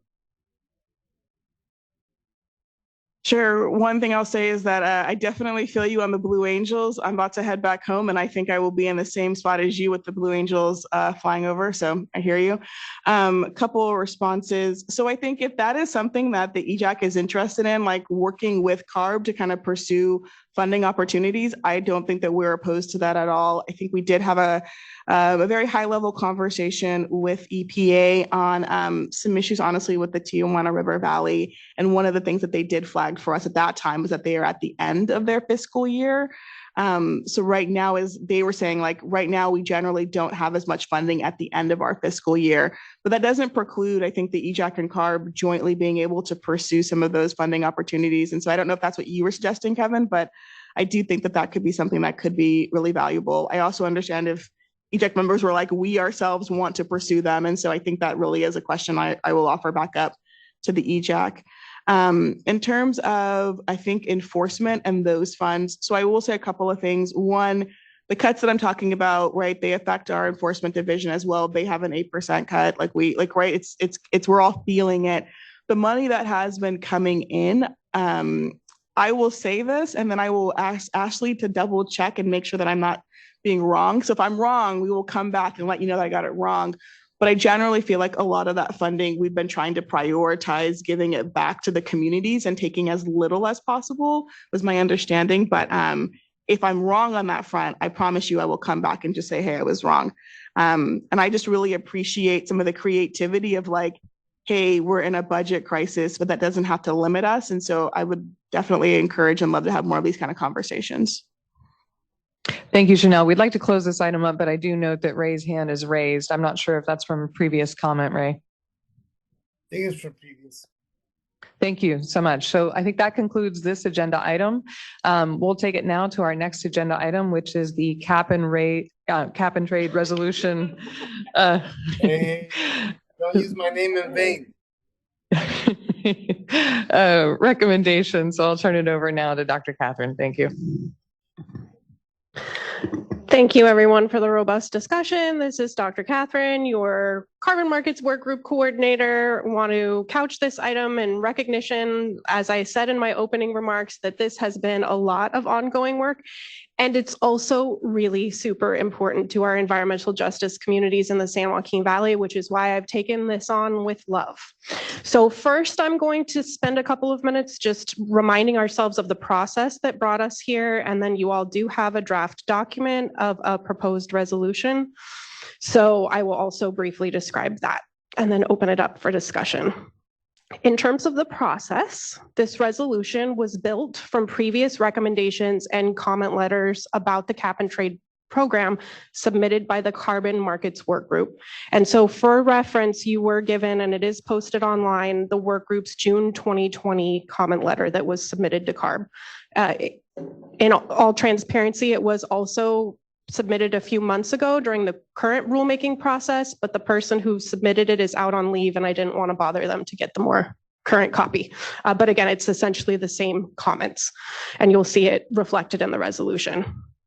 As a work group, we've spent several months working on this resolution specifically. And again, really want to appreciate both EJAC and non-EJAC members. It has definitely taken a village to put this draft resolution together. I also want to reference the CVAC letter that was shared as an email attachment and that is also posted online. It's full of acronyms, but it basically is titled CVAC Letter to EJAC about carbon capture at IEMAC. But I want to mention it as a reference because it summarizes the serious concerns about crediting for carbon capture and direct air capture in both the low carbon fuel standard and cap and trade programs that I referenced during the joint meeting. And so I want to, again, bring that to mind for people's background information in case they want to better understand the resolution language around that topic. And also happy to discuss that separately or invite Katie to speak if there's interest in that in the future. And to reiterate, again, what I've said during my opening comments and that I summarized at the joint meeting, that CARB leadership has indicated that they're not going to consider the recommendations made by EJAC during this rulemaking process, which has somewhat changed the focus for our resolution, right? And I think on the plus side has opened up the opportunity for us to think bigger picture about what we really need to say about this program. We, as a Carbon Markets Work Group, also engaged in multiple conversations with Cal EPA's Independent Emissions Market Advisory Committee. I testified in the legislature twice A few months ago, I shared a CVAC handout that I used to summarize our positions there. We've also had speakers over the last several months. So we heard from Nicholas Roy and Dallas Bertraw from Resources for the Future about their analysis of the economic implications of facility level caps, showing that it would have little to no adverse impact and could in fact potentially slightly increase credit prices, which would be to the benefit of the market. We also had staff from Industrial Strategies Division present to us in the fall. A few months ago, we heard from Danny Cullenward, who's an expert in carbon markets. And while he wasn't speaking to us in that role, he is also a member of the Independent Emissions Market Advisory Committee. That same meeting, we heard from Sarah Cornett and the analysis conducted by the Legislative Analyst's Office about the cap and trade program and the concerns that we are not on track to meet our targets and that there's a real lack of clarity about the role of the cap and trade program. Then just a couple of months ago, we heard from Drs. Manuel Pastor and Rachel Morello-Frosch about longstanding asks and evidence that the gap in emissions exposures is not closing and the disparities persist. And again, our overarching concern that there have been foregone reductions in environmental justice communities by using a market-based approach instead of direct regulation. I'm also excited to share that next month as a guest speaker, we'll have Caroline Farrell, former executive director of Center on Race, Poverty, and the Environment, to provide some historical perspective about the comments and the work that EJAC has done on this program and the EJ movement broadly over the last couple of decades. I mentioned earlier that we had requested ISD staff to present at today's meeting. They were not available, so we are asking again as a work group for them to come present in November, because even if CARB is not going to take our recommendations, we do still want to stay abreast of where that process is at. So turning now to the draft document of the resolution itself, I want to acknowledge that I just shared it yesterday afternoon, so thank you for your patience. Again, it takes a lot of work to synthesize and make sure that we've got everything in there that we want to say. It's a lot and it's really important. So our goal is to adopt this resolution in November if the committee feels that we're ready, which means that today is an opportunity to flag anything substantive that's missing or that needs clarification. And of course, there's space between now and the November meeting and even at the November meeting to do that as well. You'll note that towards the end of the numbered resolution items that I added some placeholders where language was not finalized, where there was a recognition among the work group that we might want to say something on those topics, but we don't have the language ready yet. And I'm just going to go ahead and throw out two other placeholders that have come to me since I submitted it yesterday afternoon, again, demonstrating how complicated this work is. I do think we probably want to say something about the Greenhouse Gas Reduction Fund. So I want to put in a placeholder for that. And then Chanel mentioned from the joint meeting in her opening comments about the need to preserve tribal lands, which Jill spoke really powerfully towards, and I've not been able to consult with Jill yet. So I also want to put in a placeholder for if there are things about tribal lands or other needs there that we need to address in this resolution. Between now and the November meeting, the work group will continue to meet and work on revisions for this document. So my suggestion for review is particularly if people would like to focus on the therefore be it resolved, the numbered items. Those are the areas where we tend to focus on putting our actionable recommendations. And with that, I will close my comments and pass it back to Jane for discussion among committee members. Thanks all.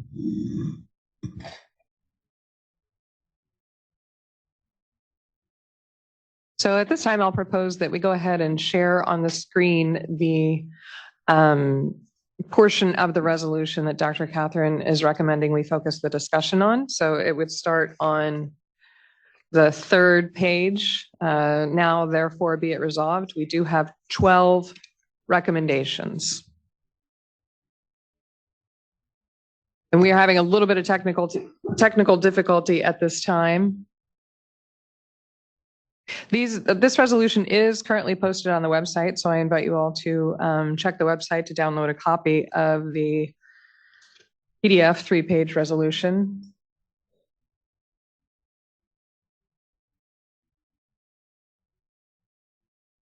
So again, I'll pause. We've got a little bit of technical difficulty, but we'll go ahead. If we have any committee members who are taking a look right now, we can start comments while we handle the technical piece.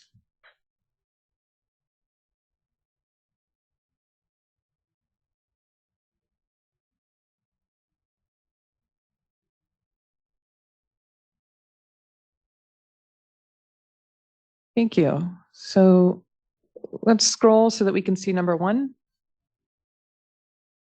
And we'll pause here for a moment. Let's just, we'll start with 1 and 2 and see if we have any comments right now.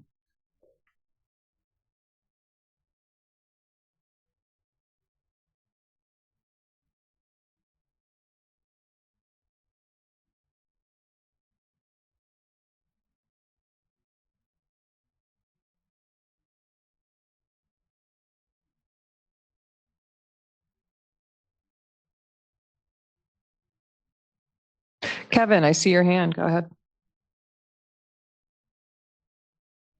It's not in reference to 1 and 2, but it's in reference to maybe an addition. I think that we need to include the elimination of the pesticides that are banned worldwide, and also the elimination of the critical use exemptions. Pesticides is heavily affecting quality, air quality, water quality, every quality. But more importantly, it's also affecting workforce development. And then it's also affecting the health. I don't know if you guys are familiar with the critical use exemptions. If you're not, I would highly suggest you become familiar. It has everything to do with vegetables that we are eating, that they're allowing these chemicals to be utilized because there isn't a financially feasible alternative. So the motivation to have chemicalized vegetables is due to finances, and it should be due to health and environment. That should be the primary factors, not finances. So I believe this needs to be included. Thank you, Kevin. Other comments from committee members, input, clarifying questions? I know you're taking it in right now.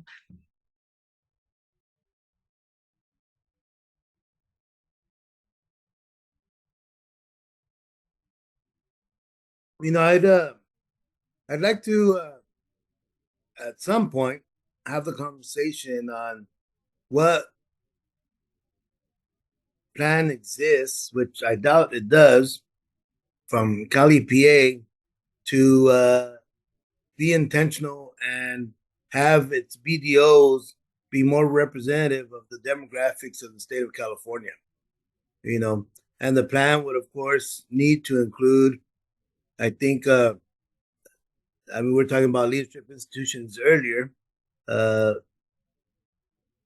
but yeah, so some of the story, and not just the demographics, but really to ensure that people with the experiences of growing up in vulnerable communities, that intellectual knowledge be pulled into the institution to empower it in understanding environmental justice. I would love to have that engagement. Thank you.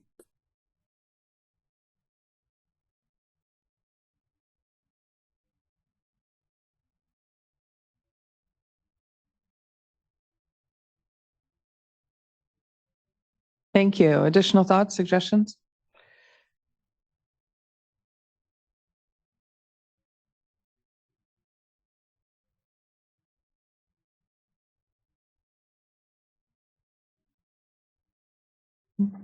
Yeah, and we can go ahead and discuss all 12. So I know we've taken additional suggestions, but we don't have to limit it to 1 and 2 at this point.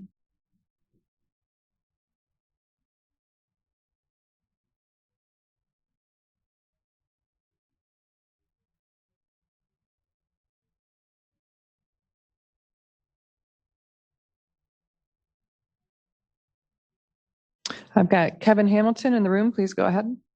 Sure, I was kind of waiting for kind of everybody who wanted to get in. I mean, we've reviewed this a number of times, and we've submitted our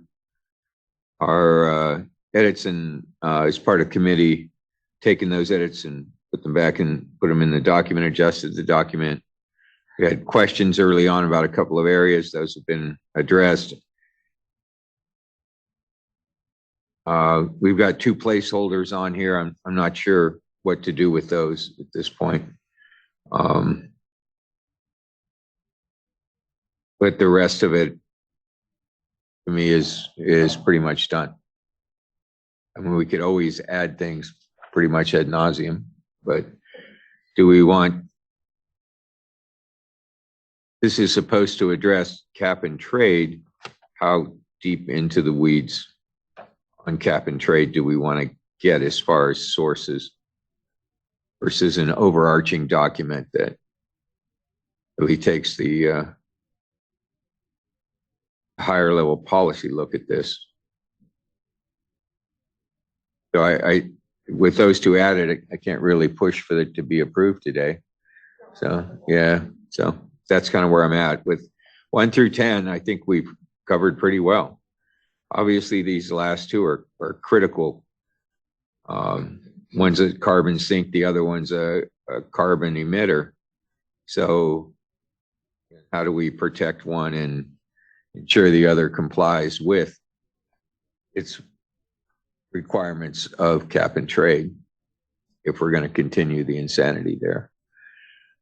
That's it. Thank you. Thank you, Kevin. Matt, I think I saw your hand. Yeah, Kevin just said it better, but I do want to thank Kevin and Catherine and everybody who worked on this, the committee, for pushing this through to such a developed state. Thank you. Can you move the doc down?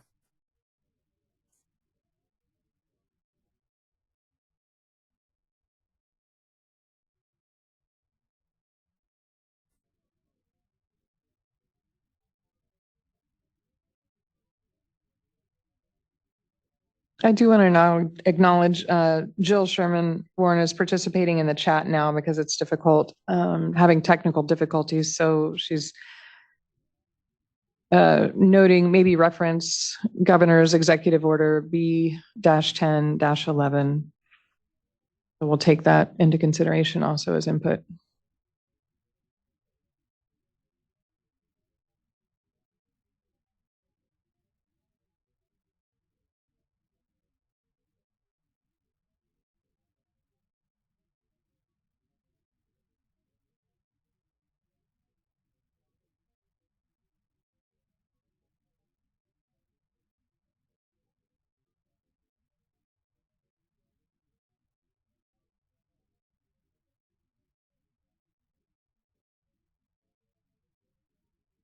All right, pausing for any additional comments. I see Kevin Jefferson's hand, and then we can revisit the process for the next steps for this document. Kevin, go ahead. Yeah, I was just wondering, does number 10 allude to the elimination of indirect emissions?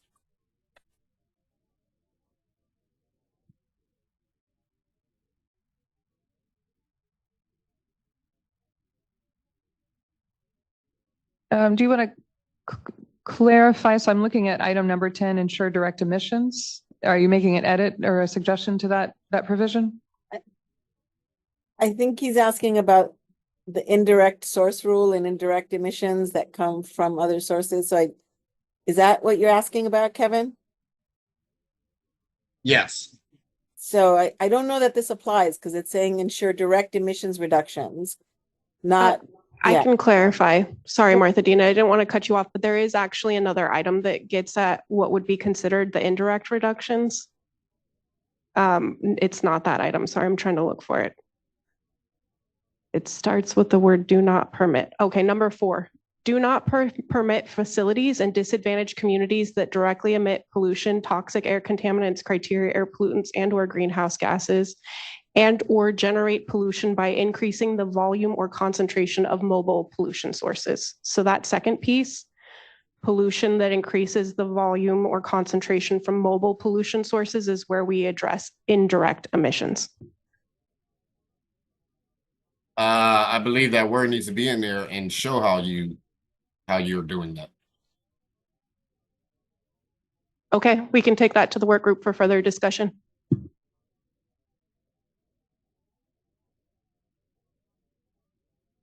Matt, I see your hand. Go ahead. Yeah, I'm sorry. Can someone school me real quick on how we cover for the folks that are actually permitting these types of facilities. So this is there preamble language that talks about all the local land use authorities that are permitting those facilities in disadvantaged communities with those dollars?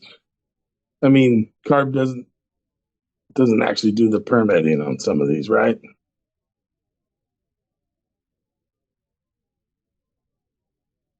Or if I'm wrong, I will retreat in silence.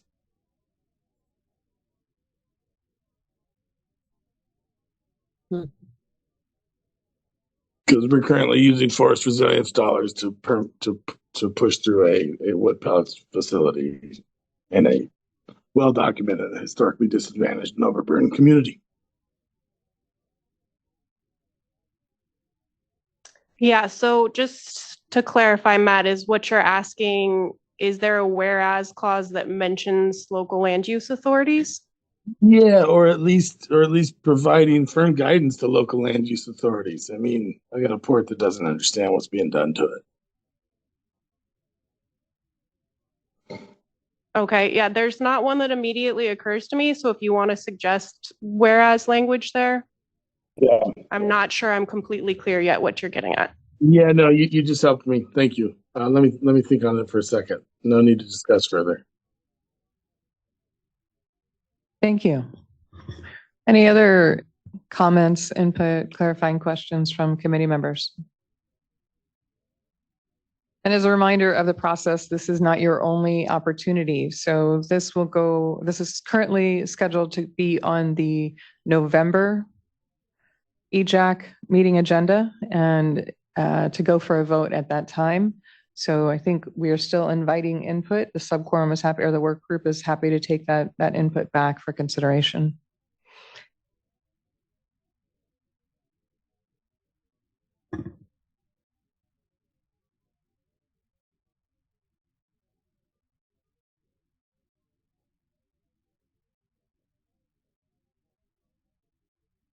Okay.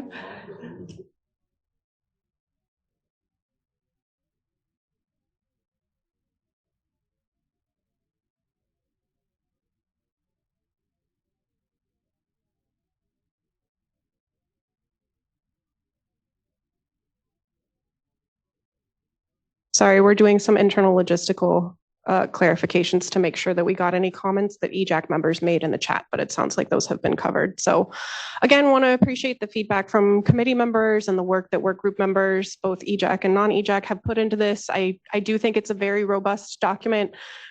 We've spent a lot of time on it for sure. It's taken a lot of work, and as Kevin mentioned, we can spend a lot of time going down the rabbit hole, but I think overall we're in a good place, and that this is really reflective and builds off of the comments that we've already submitted and the work that we've already been doing. And so really appreciate the feedback that people have given. We'll definitely take that back to the work group and work on ways to incorporate it for your consideration before November. I think similar to the carbon capture resolution process, staff is also willing to be a conduit if people have suggested language that they want to directly submit to staff to make sure that that also gets brought back to the work group process. I think we've had some good discussion today. And also, again, this is a really solid document because we've been working on these concepts and discussing the topic of cap and trade for a very long time, including during the scoping plan process. So feel good about being able to move forward with the draft, discuss potential edits based on today's discussion, and bring it back to you all in November. Again, also with the guest speaker of Caroline Farrell to help remind us of some of the history. So with that, I think we'll close this item and I'll hand it back to Jane.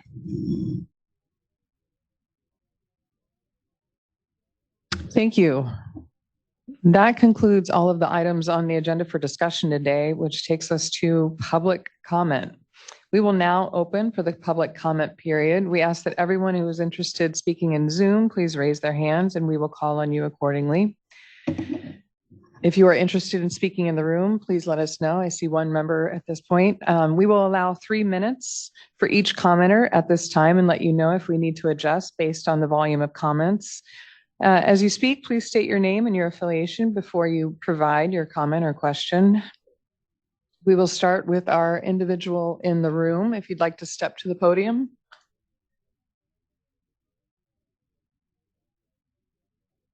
Hi, thank you. Can you hear me? My name is Muriel Strand. I am a retired air resources engineer, and I focused on combustion emissions during most of my career.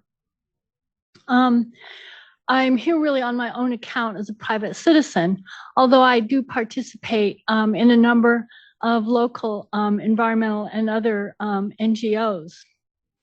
So I'm here today to advocate that the EJAC add to your portfolio of groups that you are focused on helping the homeless population of California. Now, I earlier today sent a memo on this to the email that's on the website. I suppose that, I can't remember your name. Anyway, here in Sacramento, it appears that there are about 3 new people who become homeless for every 1 person that it becomes housed. So this is an issue that's not going away. It appears to me that there are 2 major populations of homeless people. There are people who have various mental and emotional challenges, and then there are people who have basically been forced out of the economy, really, if you will.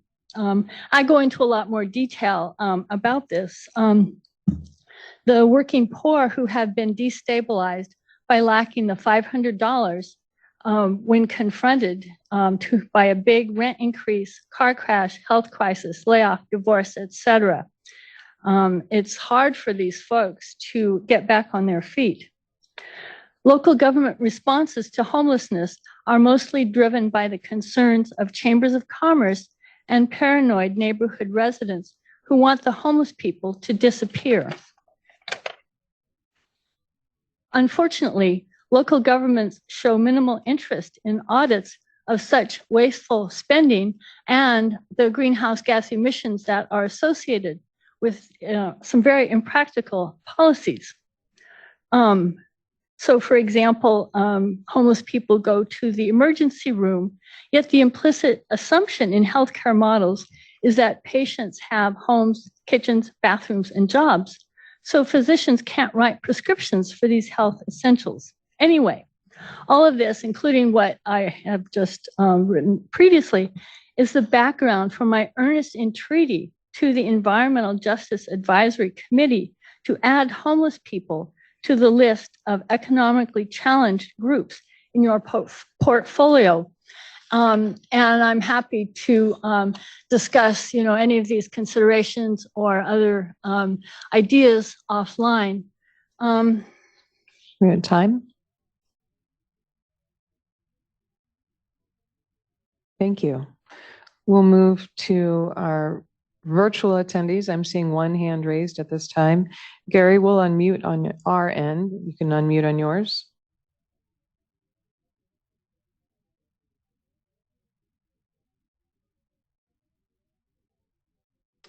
Gary, I believe we've got you unmuted on our end, but it looks like we need you to unmute on yours. We can't hear you yet.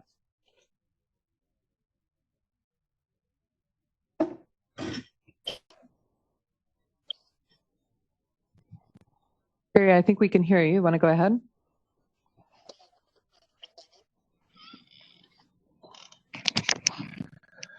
While I was listening, I wanted to hear the value of economic terms for a self-sufficient economic manager in each zone for Health and Human Services before each nonprofit office could explore minerals. But we have to affirm the accountability aspect with affordability with the Employment Development Department and see if we can get any employment. So my research was in employment, and we have the figures that baby boomers are retiring soon, and we're entering Generation X. And so I started off with being able to consider USAID as an option with a listserv membership request for partnership with USAID and just start off with being able to transport any other material needed by U.S. highways to get to the clinics or stores or to the community center and a nonprofit office. So I thought I would start off with that, at least by economic means. I had an economic plan called Economic Management Plan. I was going to do the Macros G initiative. And so I thought that would be a cool solution. So far, so good. Thank you. Thank you, Gary. Right. Jan Warren, I see your hand raised. Go ahead.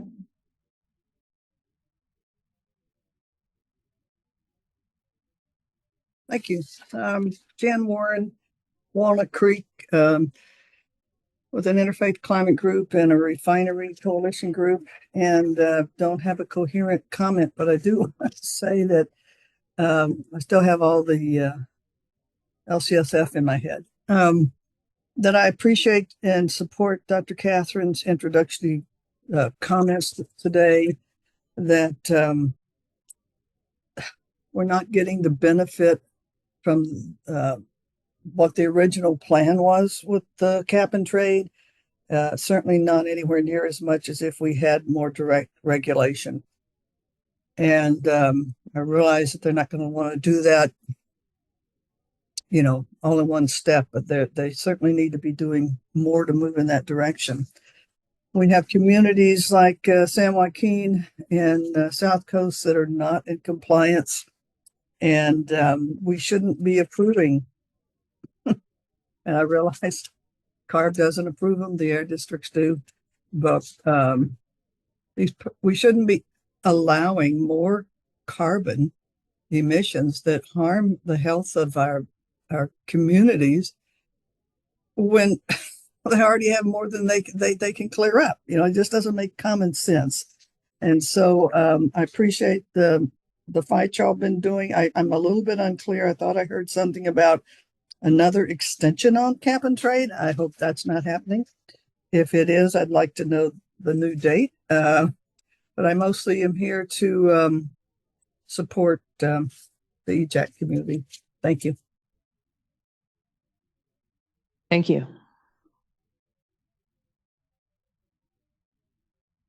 I'll give it a moment. If anybody would like to make public comment at this time, please raise your hand.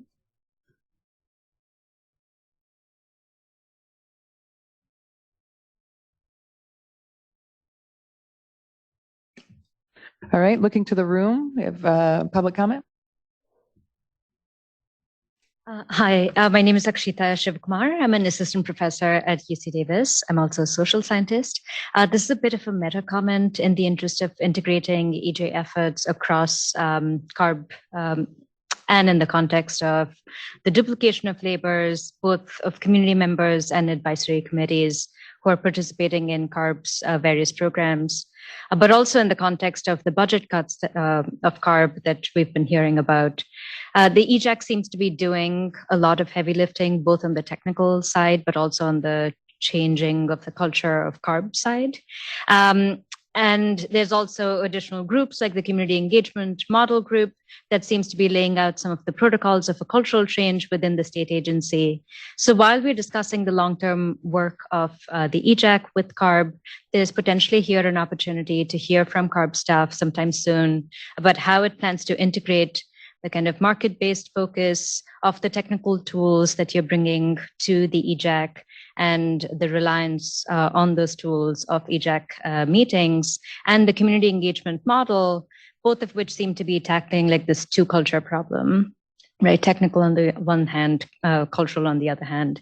And, you know, for instance, there's also potentially with discussing what power you're willing to accord to the two groups to develop protocols for auditing moving forward, for auditing the aspects of EJ asks that CARB implements, which could, you know, further strengthen the relationship between EJAC and CARB.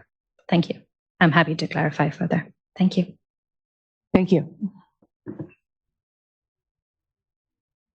Looking back virtually, see if we have any hands raised.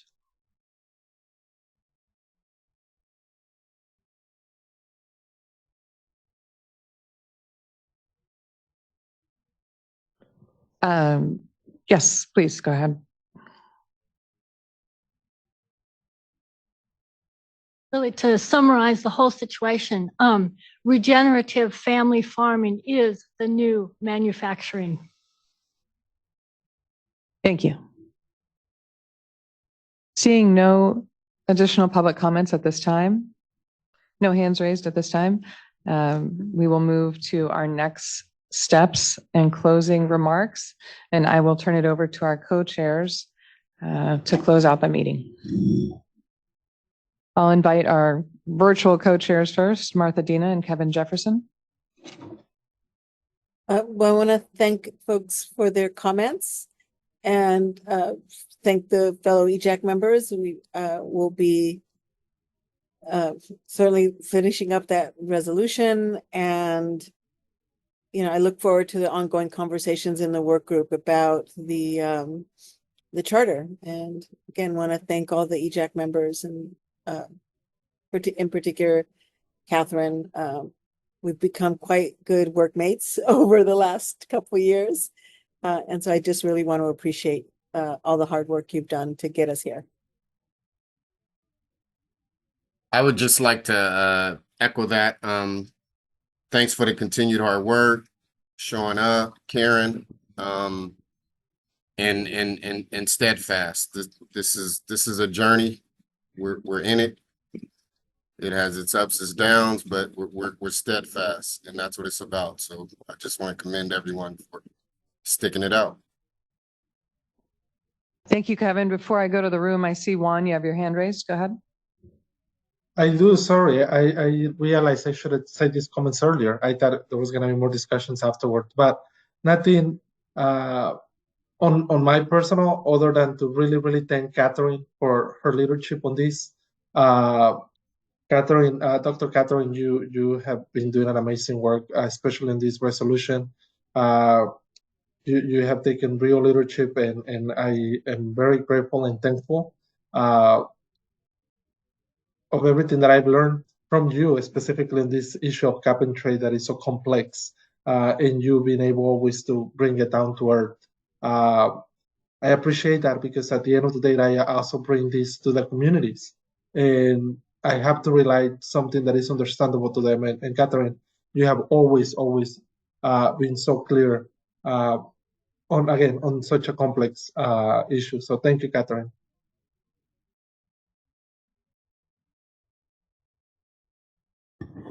Oh, thank you, everyone. This is Dr. Catherine. I really appreciate all the love. The feeling is mutual. I'm trying to do a little heart symbol over here since I'm not on Zoom and I can't do the cool animated emojis that they have now. Again, this is a super important issue for our communities, and I'm really grateful to everybody who participates and contributes to this work. Before the meeting, when I was chatting with Kevin Hamilton, who's also one of my mentors in this movement that I've been working with for a really long time, I compared it to writing my dissertation and how you have moments of panic. Although in all fairness, I wrote my dissertation by myself. And the resolution was definitely collectively written, but just that pressure you feel to make sure that everything is in there, to know that so many people will read this and that you really want to make sure that you get it right, that you're honoring and respecting all of the different perspectives, the feedback and the information that you've gotten from people. It's a lot to synthesize, and it's incredibly important because I've heard from people who have circulated these documents across the United States to other groups, to other communities, to other places, to be able to learn from what we're doing. And I super appreciate it. And it makes the significance of this work, it's super important. So really appreciate all of that affirmation. For the next meeting, we'll bring back the cap and trade item. We'll hear from Caroline. We'll review the resolution, and our aim is to adopt it. Again, open to feedback and conversations between now and then and at that meeting. We also have an agenda item and speakers on pesticides. And I want to make sure that we make space for us to debrief the board vote that will happen on the low carbon fuel standard just a few days before we meet. And with that, really appreciate everyone. Thank you. And that next EJAC meeting is on November 14th. So before we close things out, I see Ray, your hand is raised. Yeah, I just want to thank the leadership group, EJAC, and also I think Catherine has been great in advocating for EJ, for EJAC, and showing some real leadership in this whole process, Catherine. Thank you very much. I'm very proud of having you as a director of CVAC, you know, and I think that's we got to grow more leadership, and whatever tools we could take to make that happen, you know. I'm just very happy that you're of your heavy duty leadership, and would like to see it continue to, you know, take on larger, tackle larger things. So, thank you. Thank you, Mayor Ray, and right back at you, co-founder of CVAC, definitely one of my long-standing mentors as well. So really appreciate it, and I'm honored to be working with you all. Thank you all. Seeing no additional comments at this time, that concludes our meeting. The time is now 4:18 and we are adjourned. Thank you.